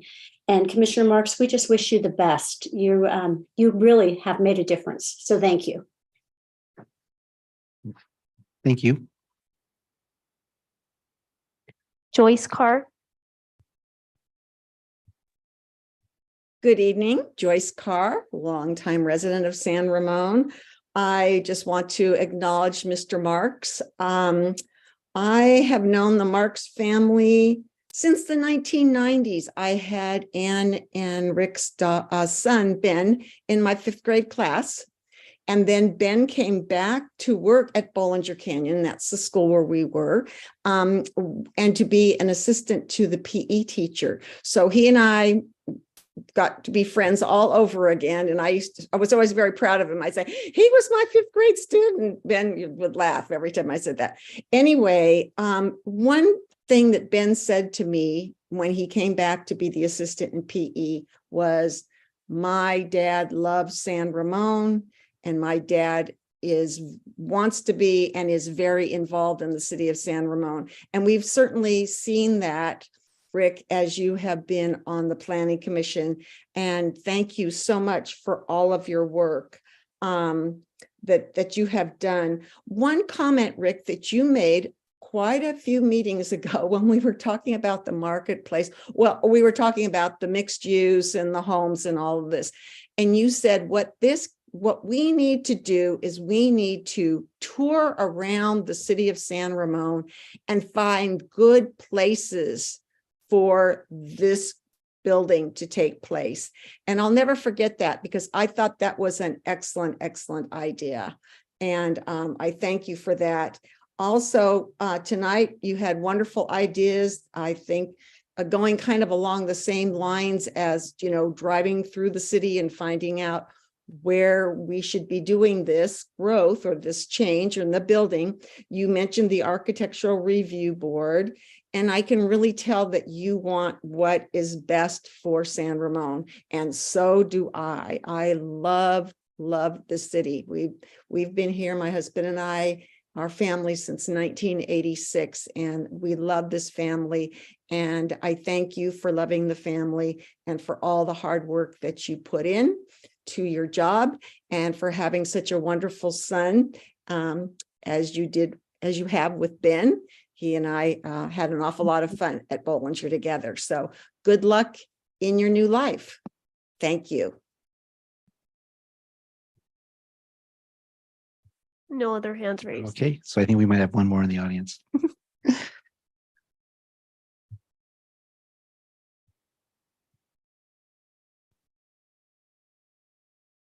God, I enjoyed the last 3 hours. Watching you guys talk. And I really felt bad that place wasn't full, seriously, of residents. Listen to the thoughtfulness that you guys dedicate yourselves to. But I'm not here about that. And Rick, probably the last thing you want to hear is a bunch of us talk about you, and I know that. But guess what? You're going to have to put up with it for a little bit, because if it's not for you, it's at least for us to share our thoughts. And I'm not going to focus on your expertise as a planner. That's great. And I think other folks recognize that. What I wanted to acknowledge was your mentorship, not just of myself, but of all kinds of people, planning commissioners, park commissioners, people on EDAC, people in PTAs. There are people all over the city who have reached out to you, and not just a one-time off, but consistently you've held yourself available to us and to talk to us, and been so patient with some of us in particular who have a difficult time grasping things immediately, but you stay at it, and I really appreciate that. And the reason I want to raise that issue is that you're leaving behind a legacy, because now a lot of us have taken it upon ourselves to hopefully mentor others and emulate that if we can in any way, and be able to take that expertise and some of the lessons we've learned. And there are a bunch of Marxisms we could talk about, things you've talked about, especially like process and the importance of process, the importance of getting the public involved, spending a lot of time up front that pays dividends at the back end of a project. But the bottom line was, Rick, is I wanted you to know the legacy you're leaving behind, and the people who are going to take your values and the lessons that you taught us. And hopefully we will then do that to others, right? Isn't that the role we all take? You all take as leaders. I think that it isn't just to go up there and to render good decisions. I think you all have obligations to eventually pass on the knowledge to others along the way and mentor them. We're going to miss you up there on the podium, but we will never forget all the lessons we've learned and the way you modeled your behavior. Thank you, sir. Okay, we'll go ahead and close public comment. So Rick refused to attend a city council meeting to receive a proclamation. Disappointing in that, but the city council did put together a proclamation, which I will go ahead and read at this time. A proclamation of the City Council of the City of San Ramon, recognizing Rick Marks for service to the citizens of San Ramon as a member of the City of San Ramon Planning Commission, and thanking Rick Marks for his many years of public service. Whereas Rick was appointed in June 2014 to the San Ramon Planning Commission, where he served until March 2023. And whereas during his tenure as a member of the Planning Commission, Rick Marks served as chair of the Planning Commission once, from July 2016 to July 2017. Whereas Rick, during his tenure as a member of the Planning Commission, served as a liaison to the ARB, EDAC, Parks and Community Services Commission, and the Open Space Committee. Whereas Rick Marks has contributed significantly to the review and approval of significant planning projects such as the San Ramon General Plan 2035, 2023-2031 Housing Element Update, San Ramon General Plan 2040 and Climate Action Plan Update, San Ramon Valley Specific Plan, City Center Mixed Use Project, City Walk Master Plan, West Side Specific Plan Update, numerous office, commercial, and residential projects, which because of his understanding and sound community planning practices will enhance the economic viability and quality of life to the citizens of San Ramon. Whereas Rick served on the General Plan Mixed Use Ad Hoc Committee to facilitate balancing retail and housing on mixed use sites. And whereas Rick has promoted the continuing education of the residents of San Ramon through his participation in panel discussions as part of the Citizens Planning Academy. And whereas Rick Marks has been an advocate for public engagement throughout the public hearing and planning process. And whereas Rick Marks has been a dedicated public official and has served in the best interest of the citizens of the city of San Ramon. Therefore, be it resolved that the City Council of the City of San Ramon hereby officially recognizes Rick Marks for his commitment and valuable contributions to the quality of life of all citizens of San Ramon in making San Ramon a better place in which to live. And it's signed by Mark Armstrong, Vice Mayor.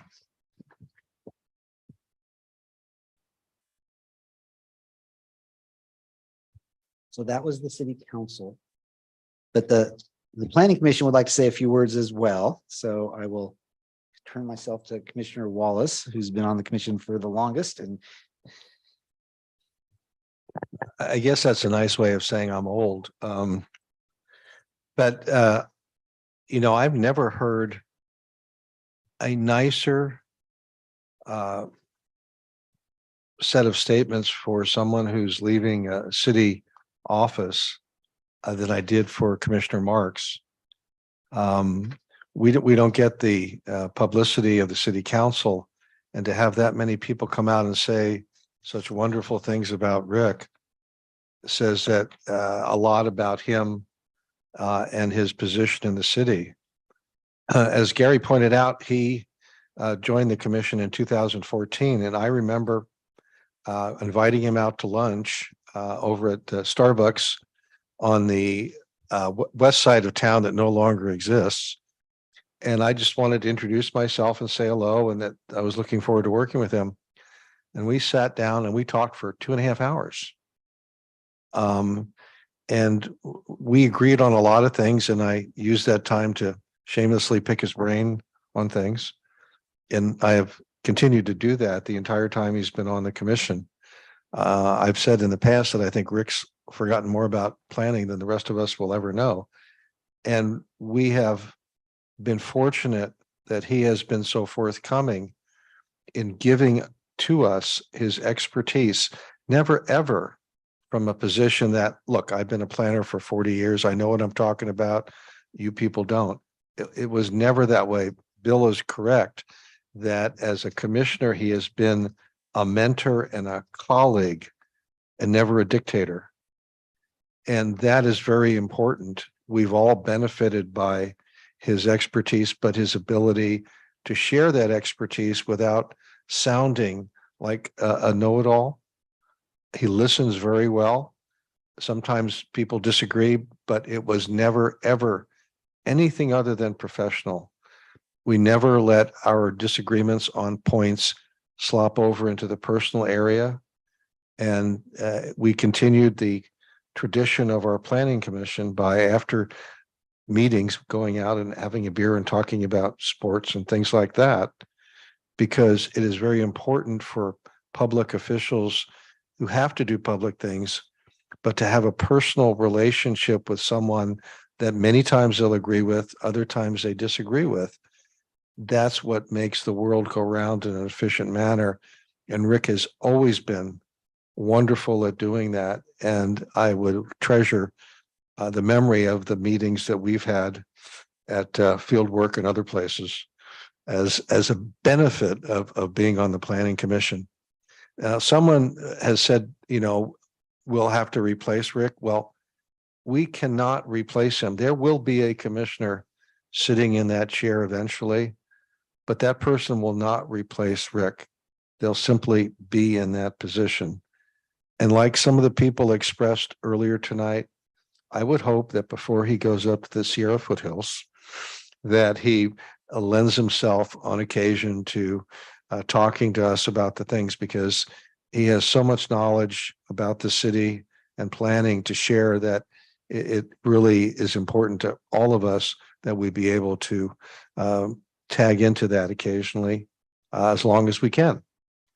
Now, I know that Rick is going up to the Sierra foothill, and I brought him something for his first or second or third time up there. And all I ask you to do, Rick, is when you pop that cork and pour it into a glass, that you just remember all your friends on the planning commission and how much we miss you not being here.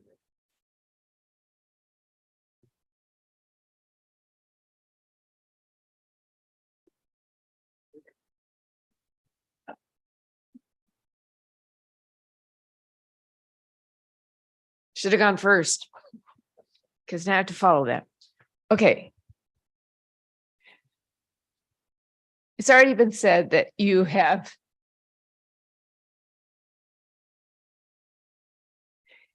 been a great colleague.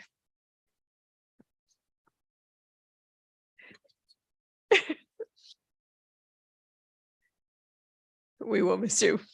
I will miss you. You have been a great mentor and very kind to me. And I'm always worried that somehow people would figure out I didn't know what I was doing. But you were very kind and assured me that my work here was good enough. And it means a lot. And I will miss you. So.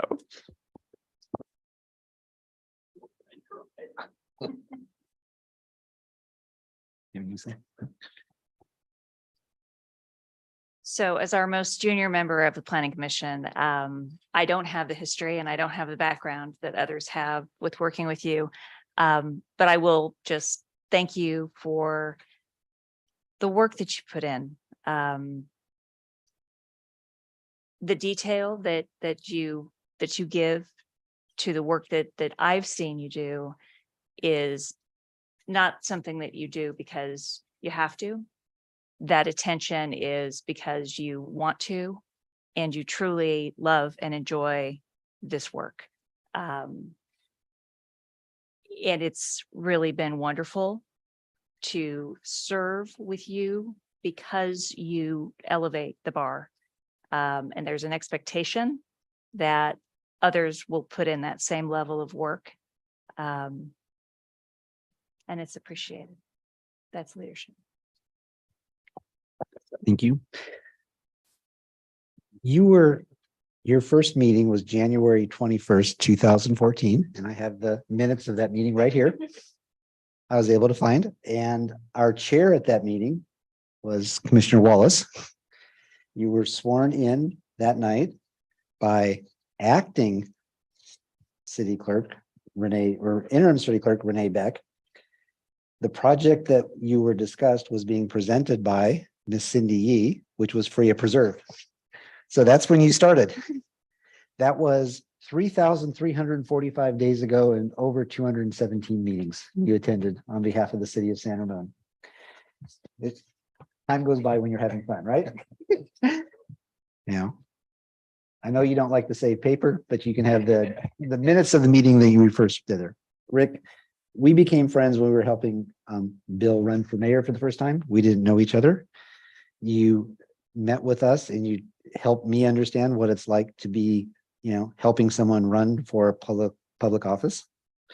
And in our dozens, if not hundreds of meetings during that time, you were the right balance of directive and inquisitive.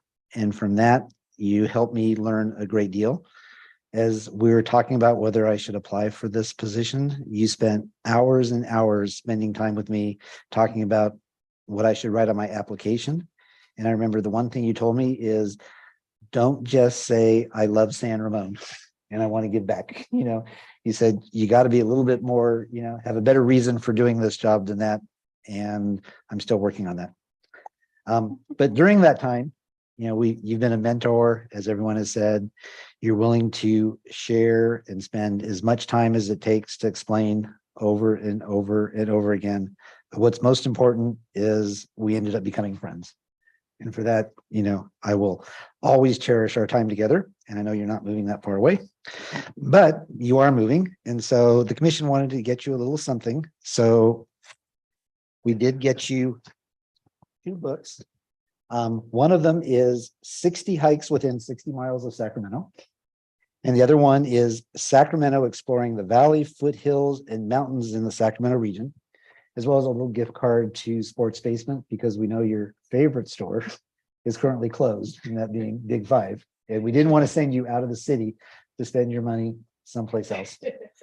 So thank you so very much for all you've done for us. And as Commissioner Wallace said, someone will be sitting there, but it won't be anybody like you, because there aren't that many people. Thank you very much.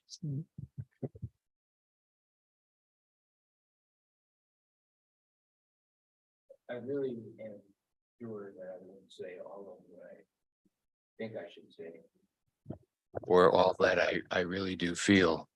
One of the things I have enjoyed most about being on the Planning Commission is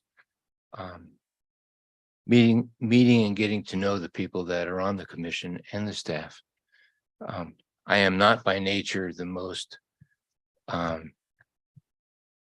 share your feelings sort of guy, but I do feel that very much. I greatly appreciate the comments tonight from everybody. I'm not sure that I really do live up to all of those comments, but I do feel like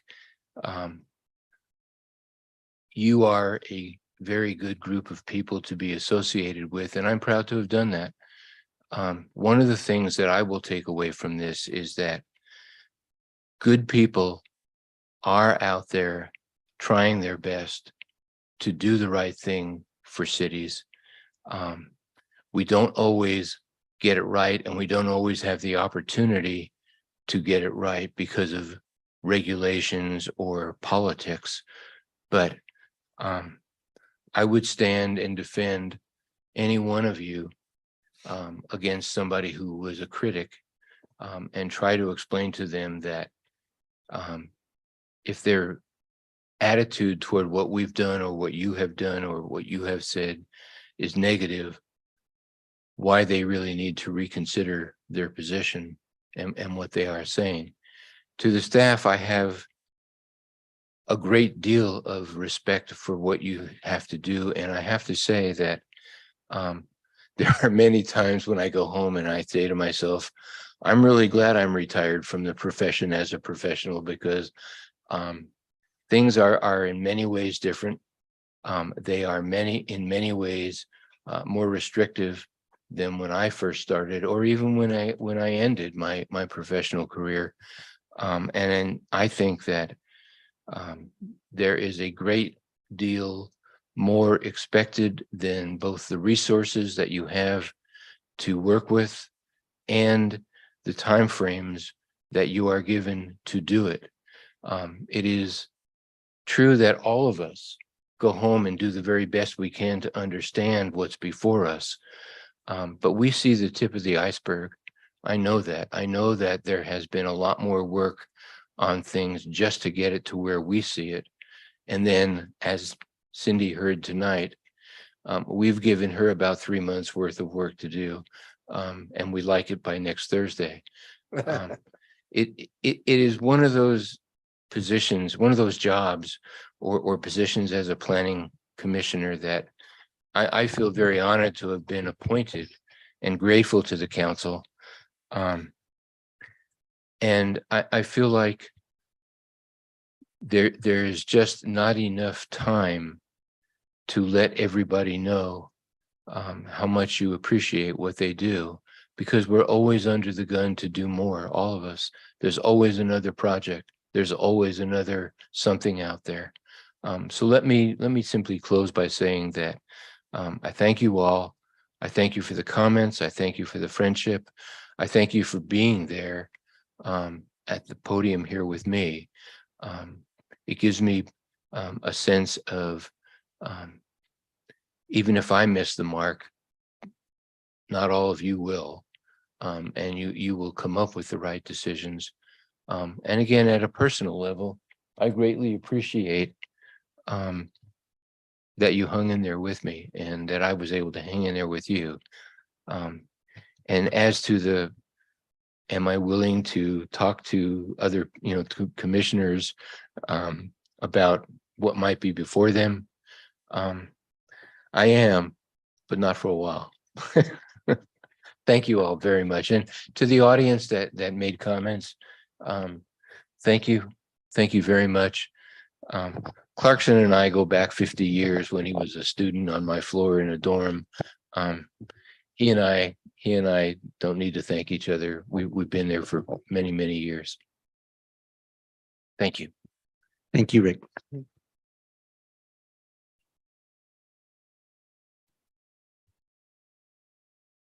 Okay, Lauren, your turn to close this off tonight. All right, I'll be brief. So as you're aware, we are rethinking some of our scheduling and workload. So we're in a little bit of flux. But what I can say is the April 4th meeting is canceled. That's the next meeting. And then on the April 18th, we will be doing 2481 Deerwood. It was approved at council for the general plan and rezone. It'll be coming back for the actual entitlements and tentative map. That's the townhome project off of Deerwood Drive. And so those are the next two coming your way. And we will continue to digest what we heard tonight and put together a work plan. Okay, thank you so much. I think we've had enough for tonight. So why don't we go ahead and adjourn at 9:40. Thank you all.